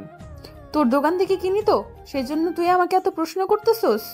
আজ থেকে তোর দোকানে মুখই দেখবো না। আচ্ছা, আমার দোকানের মুখ দেখেন না, তার আগে এটা বলে যান এত টাকা কোথায় পান? আব্বা ব্যাংকে কিছু টাকা রেখে গিয়েছিল, ওই টাকার লাভ দিয়ে চলি, আর ধান্দা তো আছে। বয়ফ্রেন্ড কয়টা? দেখছোস আমার হাত, একটা চট দিব, এই শীতের মধ্যে আপনা আপনি গরম হয়ে যাবি। আমরা তো বখাটে মেয়ে, আমাদের সাথে আবার খেয়ে প্রেম করবে, হয়তো প্রেমের নামে কিছুদিন নাটক করবে, ব্যবহার করে ছুঁড়ে ফেলে দেবে। আসলে কি জানিস, যে যতই কথা বলুক, বিয়ে করার সময় সবাই সব থেকে ভালোটাই সিলেক্ট করে। তাই বলি কি আপনার বিয়ে করার ইচ্ছে নেই? জানি না। এই মুহূর্তে যদি একজন আপনাকে বিয়ে করার জন্য বলে তাহলে আপনি কি করবেন? তোর কানের নিচে চড় মেরে বিয়ে করার স্বাদ ভুলিয়ে দেব। কেন? এমনি। এত প্রশ্ন করছিস কেন? করবি আমাকে বিয়ে? যত সব ফালতু কথাবার্তা। এখন তুই বল, তোর গার্লফ্রেন্ড কয়টা? একটা ছিল, রিয়া। ওর তো বিয়ে হয়ে গেছে, এখন কোনো গার্লফ্রেন্ড নাই। তোর আবার গার্লফ্রেন্ড না থাকতে পারে? এমনিতেই তুই যে হ্যান্ডসাম, তোরে দেখেই মেয়েরা ক্রাশ খাবেই। খাই তো, আপনাকে দেখে আর খেতে পারি না। ওকে, যদি তোর সাথে কোনো মেয়েকে দেখি, মনে করবি তুই মেয়েটাকে জীবনের লাস্ট বার দেখলি। আমি আফিয়ার কানে কানে গিয়ে বললাম, যদি ওই মেয়েটা তুমি হও। এই বলে আমি জোরে হেঁটে দোকানে চলে আসলাম। পিছনে তাকিয়ে দেখি আফিয়া তখনও সেখানে ঠাই দাঁড়িয়ে রইল। হয়তো এটা নিজের কানে বিশ্বাস করতে পারছে না। আফিয়ার জন্য আমার ভিতরে ভিতরে একটা ফিলিংস কাজ করত। তার সাথে বেশি চলাফেরা করি, সেই জন্য নাকি ও সবসময় আমার চোখের সামনে থাকে, সেই জন্য আমি জানি না। কিন্তু ওকে কেন জানি আমার মন চায়। হয়তো আমি তার প্রেমে পড়ে গেছি, কিন্তু একটা বখাটে মেয়ের প্রেমে পড়লাম। বখাটে হয়তো কি হয়েছে, মেয়ে তো, এখন আমার নিজেরই করে নিতে হবে। আর আমি কোনো সময় আমার ভালোবাসার কথা বলবো না, কারণ ও তো বখাটে মেয়ে, কোন সময় মন ঘুরে যায় কে জানে। তারপরে ফান্দে ফেলে টাকা খাবে। আচ্ছা দেখি কি হয়। এমনিতেই আফিয়া অনেক সুন্দরী, আর ও নিজেকে প্রোটেক্ট করতে জানে। আমি দোকান খুলে বসলাম, দেখি আফিয়া আসলো। বলল, মোবাইল কিনতে কখন যাবি? আব্বা দোকানে আসুক, তারপর দেখি। ওকে। এই বলে আফিয়া হাসি দিল। হাসিটা আমার বুকে তীরের মতো বিঁধে গেল। আমি বললাম, এখন কোথায় যাবেন? বাসায়। বাসায় থাকবেন, আমি এসে নিয়ে যাব। আচ্ছা। এই বলে আমি আফিয়া চলে গেল। আমি বেচা কেনায় মনোযোগ দিলাম। একটানা 10টা পর্যন্ত বেচা কেনা করলে আব্বা আসলো। আমি বাড়িতে চলে আসলাম। এসে খাওয়া দাওয়া করে রেডি হয়ে আফিয়ার বাসার সামনে গেলাম। গিয়ে দরজায় টোকা দিলাম। একটু পর দরজা খুললো। দরজা খুললে আফিয়ার দিকে আমি আর চোখ সরাতে পারছি না। এটা আমি কি দেখছি? দেখি আফিয়া একটা লাল শাড়ি পরছে, চুলগুলো খোলা, ঠোঁটে লিপস্টিক, একেবারে আমার সামনে যেন জ্যান্ত পরেই দাঁড়িয়ে আছে। আফিয়া লজ্জা পেয়ে মাথা নিচু করে বলল, কি কিভাবে দেখতেছস? আমরা শুধু একটা মোবাইল কিনতে যাব, এভাবে সাজার কোনো মানে আছে? এমনি সাজলাম, অনেকদিন ধরে সাজি না। আজকে কেন? অন্য কোনো দিন সাজতেন। আজকেই। এখন চল যাই। ওকে। মোবাইল কোনো চয়েস নেই, আমি যেটা কিনে দিব ওইটাই নিতে হবে। আচ্ছা। আফিয়া আর আমি একসাথে হেঁটে রাস্তায় আসলাম। ওইখান থেকে রিক্সা নিয়ে দুজনে এক রিক্সায় উঠলাম। উঠে মার্কেটের উদ্দেশ্যে রওনা দিলাম। মার্কেটে যে এলাকায় থাকি এর বাইরে অন্য এলাকায় পড়ছে। মার্কেটে গিয়ে পছন্দ মতো একটা মোবাইল পছন্দ করে আফিয়াকে দিলাম। আফিয়া সেটা সাদরে বরণ করলো। আফিয়া চেষ্টা করলো আমাকে কোনো রেস্টুরেন্টে ঢোকাতে, কিন্তু আমি দোকানের কথা বলে কেটে পড়ি।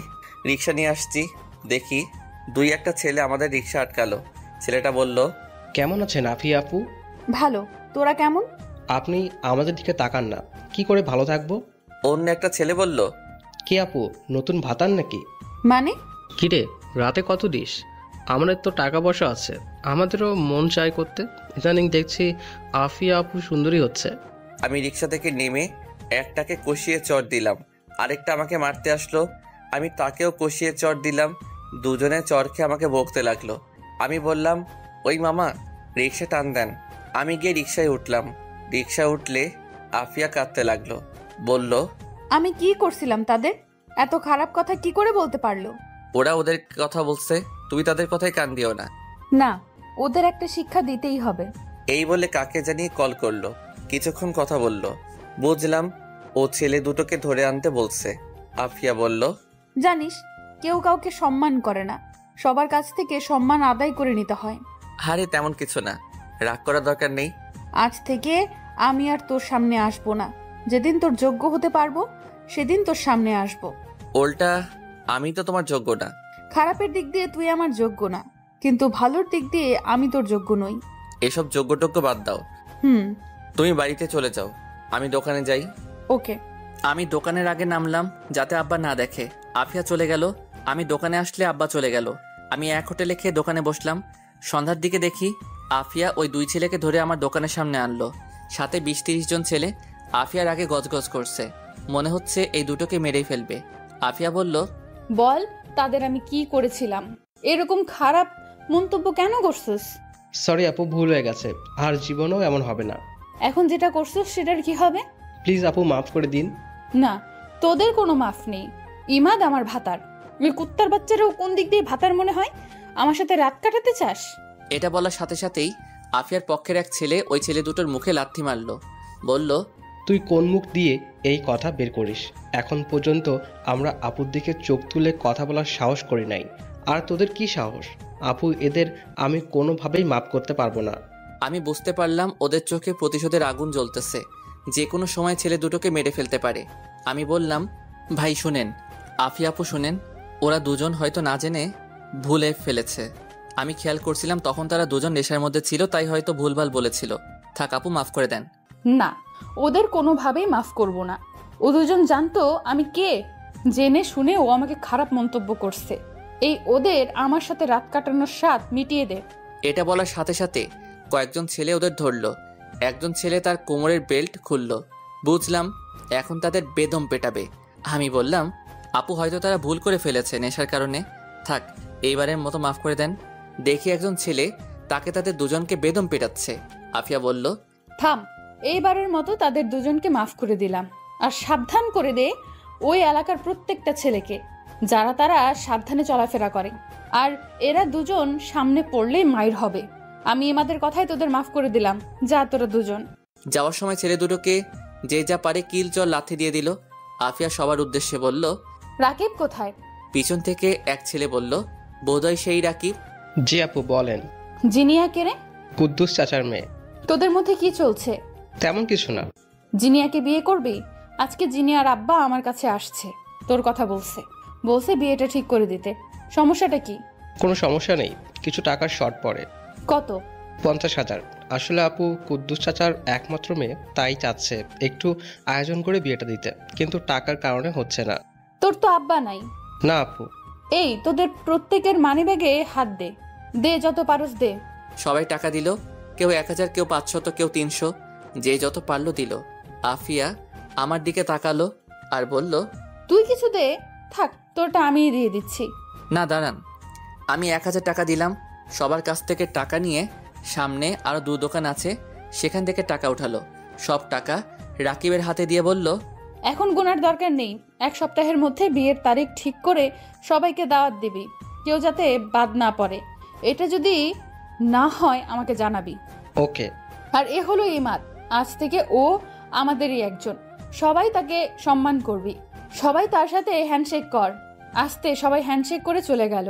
সব শেষে আফিয়া হাত বাড়ালো। আমি বললাম, না আপনার সাথে হ্যান্ডশেক করব না। কেন? এমনি মনে চায় না। একটা ঠান্ডা দে। আফিয়া দোকানের ভিতরে এসে বলল, আর কোন দিক দিয়ে আমাকে তোর আপু মনে হয়? সবাই আপনাকে সম্মান করে আপু বলে ডাকে। এখন আপনাকে সবার সামনে আপু না বললে অন্যরকম দেখায় না? এই শীতের মধ্যে ঠান্ডা খাওয়ার দরকার নেই।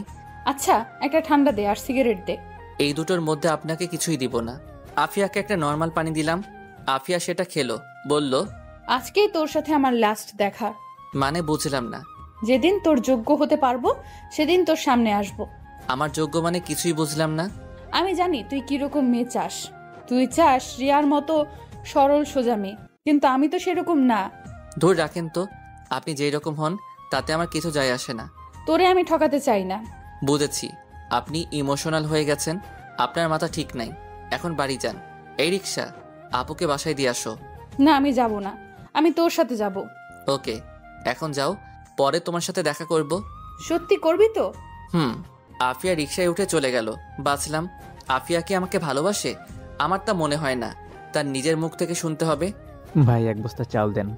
আচ্ছা। আমি একটানা 9টা পর্যন্ত বেচাকেনা করে বাড়িতে চলে আসলাম। পরদিন সকালে ভাবলাম আফিয়ার সাথে দেখা হবে, কিন্তু না। দুপুর গড়িয়ে বিকেল হলো, আফিয়ার মুখ দেখতে পারলাম না। মোবাইল নাম্বারটাও নেই, ফোন দিব যে। সত্যি কি ও আমার সামনে আসা বন্ধ করে দিল? এই কথা তো এর আগে অনেকবার বলেছিল, কিন্তু ও আরো বেশি করে আসতো। এখন কেন জানি টেনশন হচ্ছে। দূর, হয়তো কোনো কাজে আটকে গেছে, আসবে বোধহয়। কিন্তু না, 2 দিন হয়ে গেল আসেনি। না, এখন তাকে খুঁজে বের করতে হবে। আরে ওর বাড়ি তো এখানেই, বাড়িতে গিয়ে দেখে আসতে হবে। আমি রাতে দোকান বন্ধ করে আসার সময় আফিয়ার বাড়িতে গেলাম, তখন বাজে 10টা ছুঁই ছুঁই। আমি আফিয়ার বাড়ির দরজায় টোকা দিলাম, খুলছে না। ভাবলাম কেউ নাই নাকি, কেউ তো আছে, না হলে দরজা খোলা থাকবে কেন? ভিতর থেকে গলা ভাঙা আওয়াজ আসলো। বলল কে? আমি বললাম আফিয়া, আমি ইমাদ। একটু পর দরজা খুললো, দেখে আফিয়া। আফিয়া পুরো অন্যরকম হয়ে গেছে, মুখটা কেউ যেন নেই। অসুখ বিসুখ হলো নাকি? চুলগুলো উস্কো খুস্কো, যেন এক পাগলি আমার সামনে দাঁড়িয়ে আছে। ওর এরকম অবস্থা কেন কিছুই বুঝতে পারছি না। আফিয়া বলল, তুই এখানে কেন আসছস? আপনাকে দেখতে। আর এরকম লাগছে কেন? সেটা তোর জেনে লাভ কি? এরকম করছেন কেন দেখি? এই বলে আমি আফিয়ার কপালে হাত দিলাম, যেটা বুঝলাম আফিয়ার শরীরে প্রচন্ড জ্বর। আফিয়া বলল, হাত সরা, তোর সাহস তো কম না। তুই কোন সাহসে আমার শরীরে হাত দিস? তুই জানোস না তোর এই হাত আমি ভেঙে ফেলতে পারি? আমি বুঝতে পারছি আফিয়া আমার উপর রাগ করছে, হয়তো তাকে দেখতে না আসায় আমার উপর অভিমান করছে। আচ্ছা সরি, আমি চলে যাচ্ছি, কিন্তু আপনার হাতের নুডলসটা খেতে খুব মন চাচ্ছে। আচ্ছা বাদ দিন, আমি যাই। ঠেকা পড়ছে তোর নুডলস খাওয়াতে। সেটাই। আচ্ছা যাই, সকালে আসবো। তোর আর আশা লাগবে না, আর তুই আমার সামনে আসবি না। আচ্ছা। এই বলে উল্টো দিকে ঘুরে হাঁটা ধরলাম। আফিয়ার চোখের সামনে থেকে চলে এসে একটু আড়াল নিয়ে দেখতে লাগলাম ও কি করে। দেখি দরজার সামনে মাথা নিচু করে বসে পড়লো। ভাবলাম তাকে এভাবে ফেলে যাওয়া ঠিক হবে না। আমি আবার আস্তে আস্তে তার সামনে গেলাম। ও বুঝতে পারে নাই আমি যে আবার আসবো। আমি বললাম, আফিয়া, জানি তুমি আমার উপর রাগ করছো, তাই বলে আমাকে এভাবে চলে যেতে বলবা? আফিয়া দাঁড়ালো, দেখি আফিয়া কাঁদছে। বলল, আমি আফিয়ার কাছে গিয়ে তাকে জড়িয়ে ধরলাম, কিন্তু সে কেঁদেই চলল। আফিয়ার শরীর আগুনের মতো গরম হয়ে আছে, তার শরীরের উত্তাপ আমার ঠান্ডা শরীর গরম করে দিচ্ছে। আমি বললাম, সরি আফিয়া, আমি ভাবছিলাম তুমি সত্যি আমার দোকানে আসা বন্ধ করে দিয়েছো। আমি যদি জানতাম তুমি অসুস্থ, তাহলে আমি এক মুহূর্ত দেরি করতাম না। আমি তোরে ভুল ভাবছিলাম আমার মতো বখাটে মেয়েরা কারো মন দখল করতে পারে না, কিন্তু আমি ভুল ভেবেছিলাম। তোমার বিছানা কোনটা? ওই দিকে। আমি আফিয়াকে বিছানায় শুয়ে দিয়ে মাথায় জলপট্টি দিয়ে দিলাম, কিছু খাইয়ে দিয়ে ওষুধ খাওয়ালাম। আমি বললাম, আগামীকাল মাকে তোমার কাছে পাঠাবো। সত্যি? তাহলে আমি যাই? না, আজকের রাতটা থেকে যা। না, খুব সকালে দোকানে যেতে হবে। আমি খুব সকালে জাগিয়ে দেব। আমি গিয়ে তাদের রুমের সোফার মধ্যে শুয়ে পড়লাম। সকালে ঘুম থেকে উঠে দেখি আফিয়া রান্নাঘরে কি জানি করছে। ভাবলাম এই জ্বরের মধ্যে আবার কি করে। আমি উঠে ফ্রেশ হলাম, গিয়ে সোফায় বসলাম। দেখি আফিয়া নুডলস রান্না করে আনলো। আমি বললাম, এই জ্বরের মধ্যে কি দরকার ছিল? তুই বসিস আর আমি না করতে পারি? আফিয়া এসে সোফায় বসলো। আমি আফিয়ার কপালে হাত রাখলাম, দেখি এখনো মারাত্মক জ্বর। আফিয়া আমার হাতটা নিয়ে তার ঘাড়ে রাখলো। তার ঘাড় আগুনের মতো গরম হয়ে আছে। আফিয়া বলল, তোর এই ঠান্ডা হাত এভাবেই রাখ, খুব ভালো লাগছে। তোর কাঁধে মাথা রাখতে পারি? না, এখন না, অন্য কোনো দিন। ওকে। আমি ঘড়ির দিকে তাকিয়ে দেখি 6:50 বেজে গেছে। শীতের দিনে সকাল খুব ছোট থাকে, তাড়াতাড়ি দোকানে যেতে হবে, আজকে দোকানে অনেক কাজ। আমি বললাম, আমি উঠি। কই, তুই তো নুডলস খেলি না? ও, আমি তো ভুলেই গেছিলাম, তোমার হাতের নুডলস আমি মিস করতে পারি? হুম। খেতে খেতে আমি বললাম, তুমি কতদিন ধরে এই বাসায় একা থাকো? 5 বছর ধরে। ভয় করে না? প্রথমে ভয় করতো, কিন্তু এখন মানিয়ে নিয়েছি। ভালো। এই এলাকা সম্পর্কে আমার অনেক কিছু অজানা, একটু বলবা? কি জানতে চাস? এই এলাকাটা এত নির্জন কেন, আর সকল মানুষ তোমাকে ভয় পায় কেন? তেমন কোনো কারণ নেই, এই এলাকার মানুষগুলোই অন্যরকম। সন্ধ্যার পরে তারা বাইরে ঘোরাঘুরি করতে পছন্দ করে না, কারণ তারা স্ত্রীর প্রতি অনুগত।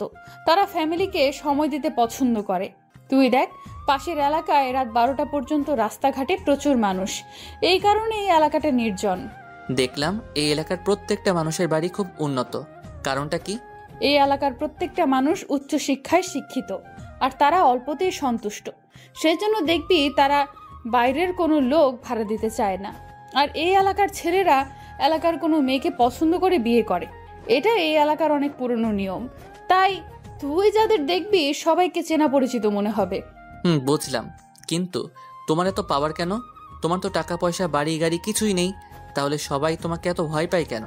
এই এলাকায় মিনিমাম 300-র মতো বাড়ি আছে, এমন কোনো লোক নেই যে আমাকে চেনে না। কারণটা হলো আমার বাবা আমার আবার খুব পাওয়ার ছিল। এই এলাকার মানুষ পূর্বপুরুষদের বিশ্বাস করত।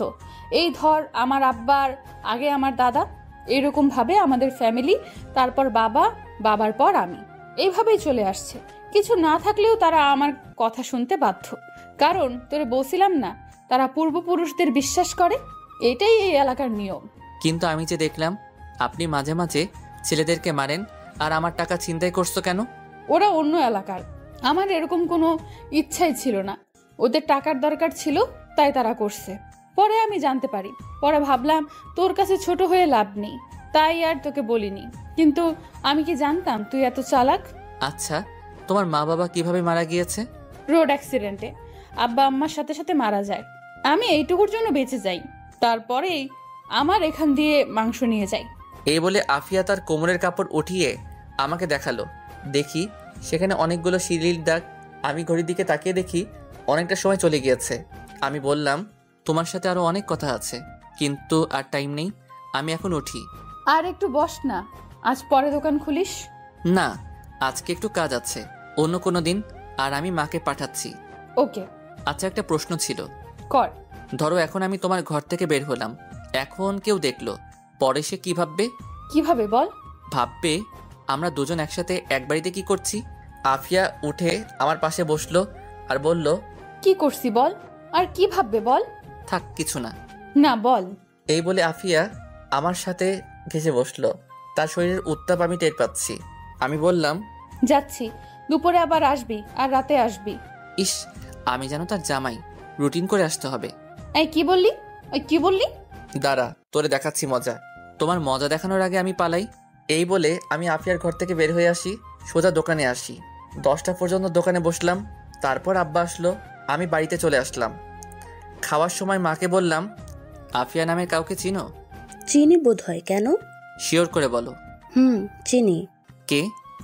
রোড অ্যাক্সিডেন্টে মারা গেছেন মিলন সাহেবের একমাত্র মেয়ে আফিয়া। এই মেয়ে এখন এলাকার কি জানি বলে, বস নাকি ডন বলতে পারি না। এই মেয়ের পাল্লায় ভুলেও পড়বি না, এসব বখাটে মেয়ে তোরে ধরলে আর ছাড়বে না। আমি ভাবলাম মা তো দেখি আমার থেকে এক লাইন আগে থেকে আমাকে সাবধান করে দিচ্ছে, এখন কি বলবো? কেন? আফিয়া দেখি আমার সাথে খুব ভালোভাবে কথা বলে। এসব মেয়েদের মুখে অনেক রস থাকে, পরে কখন যে কি করে বসে উধাও বানিয়ে ফেলে। সবাই কি আর এক? আমার কি মনে হয় জানিস, এই টাকা একমাত্র আফিয়া নিয়েছে, ও ছাড়া আর কে করবে এই কাজ? আমি ভাবলাম দেখি মার মনে কি আছে। তোমার এই কথা কেন মনে হচ্ছে? শোন, এই এলাকায় একটা সাইরেন আছে, কেউ যদি কোনো বিপদে পড়ে তাহলে সে সাইরেনটা বাজাতে পারতো, কিন্তু এখন আর সেটা নেই। এখন সাইরেন বাজানোর অনুমতি এখন আফিয়া আর তুই একজনের কাছে আছে। এখন সেই সাইরেনের কথা মানুষ ভুলেই গেছে। তো মা এখন আফিয়া ছিনতাই করছে কোথায়? এটা সে উঠাই নাই, কারণ এখন সে যাতে ছিনতাই করতে পারে। আফিয়া ছিনতাই করছে এবং মা অলরেডি আফিয়া এই টাকাও দিয়ে দিয়েছে। কি বলিস? শুনো, আমি ওই দিনের ঘটনা মাকে সম্পূর্ণ খুলে বললাম। মার চোখ তো কপালে উঠে গেছে। মা বলল, এত কিছু হয়ে গেল আর তুই আমাদের জানাসনি কেন? আমি চাইনি আফিয়া তোমাদের কাছে ছোট হোক। তার ছোট হওয়াতে তোর কি? এই দাঁড়া, আমি যেটা ভাবছি সেটা না তো। একদম না মা, আফিয়া কিছুদিন ধরে প্রচন্ড জ্বর ঠান্ডায় ভুগছে। যাও গিয়ে একটা নজর দেখে আসো। আমার ঠেকা পড়ছে একটা বখাটে মেয়ের বাড়িতে যেতে। দেখো, এই মেয়ে কিন্তু এলাকার ডন, ও যেটা বলবে সেটাই হবে। এখন ও যদি আমাদের হাতে থাকে তাহলে আমাদের কোনো টেনশনই থাকবে না। সেটা তুই ঠিক বলছিস। যাও গিয়ে দেখে আসো, আর মা কিছু রান্না করে নিয়ে যাও। আচ্ছা, যাচ্ছি। আমি শুধু অসুস্থ দেখেই যাচ্ছি, অন্য কোনো উদ্দেশ্য থাকলে ভুলেও না। আচ্ছা, তুমি যাও। ততক্ষণে আমার খাওয়া দাওয়া শেষ করে রুমে এসে আফিয়াকে কল দিলাম। আসার সময় নাম্বারটা নিয়ে আসছিলাম, আমি ফোন দিলাম, আফিয়া মা আসছে। সত্যি তোর মার সাথে জমিয়ে আড্ডা দিব? এমন কিছু করবা না যাতে মা তোমাকে খারাপ ভাবে। তুই কোনো টেনশন করিস না। আচ্ছা। এই বলে আফিয়া কল কেটে দিল। কিছুক্ষণ পর দেখি মা রেডি হয়ে আফিয়ার বাসার উদ্দেশ্যে রওনা দিল। আমি ভালো করেই বুঝতে পারছি আমি আফিয়ার প্রেমে পড়ে গেছি। এখন আফিয়ার মুখ থেকে শুনতে হবে, আর বাকি কাজটা সেরে ফেলতে পারে। আফিয়া ভিতরটা একদম পরিষ্কার কিনা সেটা বুঝতে হবে, নাকি আমার মাধ্যমে অন্য কিছু করতে চাচ্ছে সেটা যাচাই করার একটা উপায় আছে। আমি কিছুক্ষণ রেস্ট নিয়ে দোকানের উদ্দেশ্যে রওনা দিলাম। আমি বাইরে বের হয়ে রিক্সা নিয়ে দোকানে চলে গেলাম। দোকানে গেলে আব্বা বলল, চাউল আনতে হবে, কিছু টাকার শর্ট পড়ে। এখন কি করব, মহাজনের কাছে বাকি করি না। আমি ভাবলাম আফিয়া যে ছিনতাই করা টাকাটার কথা আব্বাকে বলবো, ভাবলাম বলেই দেই। এমনিতেই মা তো আব্বাকে বলবেই। আব্বা মনে আছে একবার যে আমাদের 20,000 টাকা ছিনতাই হয়েছিল। মনে আছে। আমি আব্বাকে সব কিছু খুলে বললাম। আব্বা বলল, আফিয়া মেয়েটা ভালো, আমাকে খুব সম্মান করে। আমিও ভাবছিলাম ও এই কাজ করতে পারবে না। এই মেয়ের সাথে ঝামেলা করিস না। আগে যত সমস্যা হয়েছিল সে সকল সমস্যার সমাধান আফিয়াই আমাকে করে দিয়েছিল। টাকাটা কোথায়? দিচ্ছি। আমি পিছনে একটা বক্সের ভিতরে টাকাটা রাখছিলাম, সেটা এনে আব্বাকে দিলাম। আব্বা বলল, এই জায়গাটা পরিষ্কার করো, আমি চাউল নিয়ে আসি। আচ্ছা। আব্বা চলে গেল। এইভাবে কিছুদিন চলে গেল। এই কয়দিনে আফিয়া সম্পূর্ণ সুস্থ হয়ে যায়। মার হাবভাব দেখে বুঝলাম আফিয়ার সাথে মার ভালোই বন্ধুত্ব হয়ে গেছে। আমি এটাই চাচ্ছিলাম। আমি রাতে দোকানদারি করছিলাম, তখন বাজে রাত 10টা ছুঁই ছুঁই। দেখি আফিয়া আসলো। ও এই কয়দিনে শুকিয়ে গেছে। এত রাতে আফিয়াকে দেখে আমি বরাবরের মতোই অবাক হলাম। আর ওর উপরে রাগ হচ্ছিল, কারণ এত রাতে ও বাইরে কি করে। আমি রাগান্বিত মুখে বললাম, এত রাতে তুমি বাইরে কি করো? তোর কাছে আসছি। সেজন্য এত রাতে? তোরে দেখতে ইচ্ছে করছিল। মিথ্যা কথা। অন্য কোনো উদ্দেশ্য থাকলে বলো। না রে, এমনি আসছি তোর সাথে দেখা করতে। ওকে, এটাই লাস্ট। পরে আর কোনোদিন যেন আর একা একা বাইরে না বের হতে। আচ্ছা, এখন বাড়ি যাবি না? অনেক রাত হয়েছে। যাব। আফিয়া শাড়ি পরে এসেছে, ঠোঁটে লিপস্টিক, শাড়ির উপরে শীতের জামা। আমি বললাম, এত রাতে শাড়ি পরছো কেন? এমনি। তোর আজকে একটা কথা বলবো। আমি বুঝতে পারছি আফিয়া কিসের কথা বলবে। তার মানে আফিয়া আমাকে ভালোবাসার কথা বলবে। নিজের ভিতরে কেমন একটা অনুভূতি হচ্ছে। আমি তাড়াতাড়ি দোকানটা বন্ধ করে বললাম, চলো বাড়ি যাই। আমি আর আফিয়া পাশাপাশি হেঁটে অনেকটা পথ আসলাম। আসলে আফিয়া বলল, চল পার্কের ভিতরে গিয়ে বসি। এত রাতে কোথায় বসবো? আরে চল। ওকে।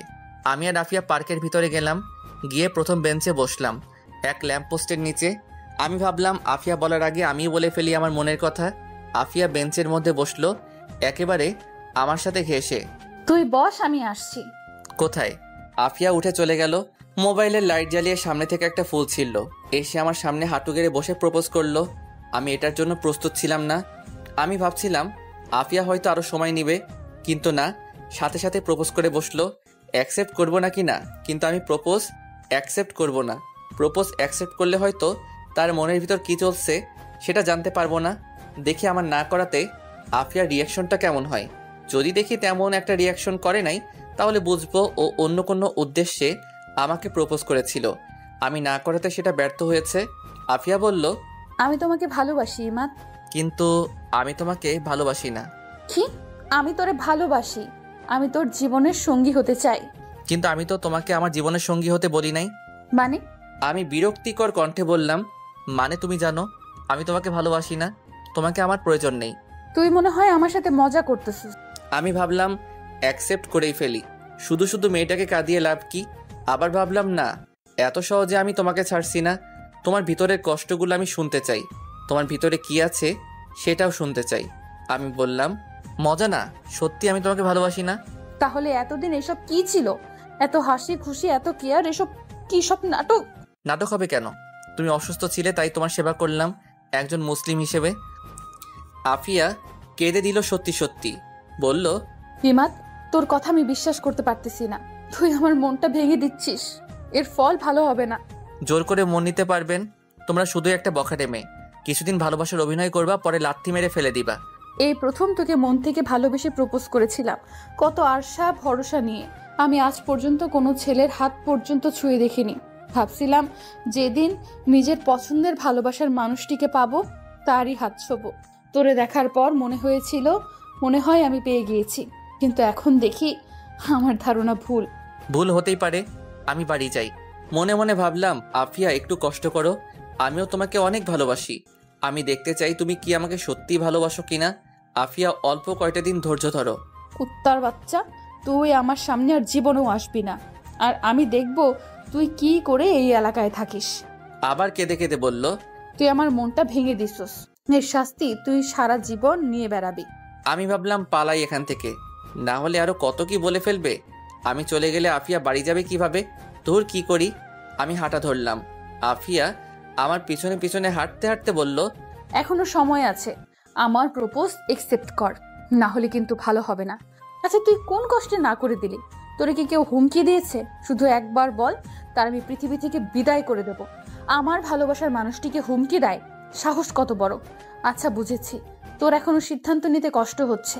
এক কাজ কর, তুই চিন্তা ভাবনা করে আগামীকাল জানাস, ওকে? চিন্তা ভাবনার কিছুই নেই। আমি তোমাকে ভালোবাসতে পারবো, কিন্তু এখন না। কেন? এখন কি সমস্যা? সমস্যা আছে। দেখ ইমান, সুযোগ খুঁজবি না, যা বলবি সরাসরি বল। তাহলে তুমি বুঝে গিয়েছো? বুঝেছি, কিন্তু তুই তোর নিজের বিপদ নিজে ডেকে আনলি। ভেবেছিলাম কারো কাছে বিরক্তের কারণ হব না, কারো কাছে অপমানিত হয়ে জীবন কাটাবো না। ভাবছিলাম কারো কাছে হেয় প্রতিপন্নের পাত্র হয়ে থাকবো না। ভাবছিলাম তার জীবনে আমার গুরুত্ব হবে অনেক আকাশ সমান উঁচু। কিন্তু দেখি আমরা বখাটে মেয়ে, আমাদের স্বপ্ন দেখতে বারণ। এক জায়গায় দাঁড়িয়ে আফিয়া কথাগুলো বলে জোরে জোরে কাঁদতে লাগলো। কথাগুলো আমার বুকের ভিতরে তীরের মতো বিদ্ধ করলো। আমি আস্তে আস্তে আফিয়ার কাছে গেলাম, তার হাত ধরে প্রথমে চুমু খেলাম, তারপর কোমরে ধরে জড়িয়ে ধরলাম। আফিয়া আমাকে দুই হাতে জড়িয়ে ধরে জোরে জোরে কাঁদতে কাঁদতে লাগলো। আমি আফিয়ার থুতনিতে ধরে মুখটা উঁচু করে তার গোলাপি নরম ঠোঁটে নিজের ঠোঁট লাগাতে লাগলাম। ততক্ষণে আমার স্বপ্ন ভেঙে গেল। দেখে আমার আফিয়ার থেকে অনেকটা দূরে দাঁড়িয়ে আছি। আমি হতাশ হলাম। আমার মন চাচ্ছে আফিয়াকে জড়িয়ে ধরে চুমু খেতে, কিন্তু এটা করলে আফিয়াকে শুধু বাহির থেকে দেখতে পারবো, ভিতরে কি চলছে সেটা বুঝতে পারবো না। আফিয়া, কিছুদিন কষ্ট করো। আমি হাঁটতে লাগলাম। হাঁটতে হাঁটতে আফিয়ার বাড়ির মোড়ে আসলাম। দেখি আফিয়া কোনো কিছু না বলে বাড়ির দিকে হাঁটা ধরলো। আমি বাসায় চলে আসলাম। খাওয়া দাওয়া করে ঘুমিয়ে পড়লাম। সকালে উঠে নামাজ পড়ে দোকানে বসলাম। দেখি আফিয়া আসলো, সাথে আরেকটা মেয়ে। আফিয়ার মুখের দিকে তাকাতেই আমি অবাক। দেখি আফিয়ার চোখ লাল হয়ে আছে। মনে হয় রাতে ঘুমায়নি, আর এমন ভাব ধরছে বোঝাই যাচ্ছে না গত রাতে কিছু হয়েছে।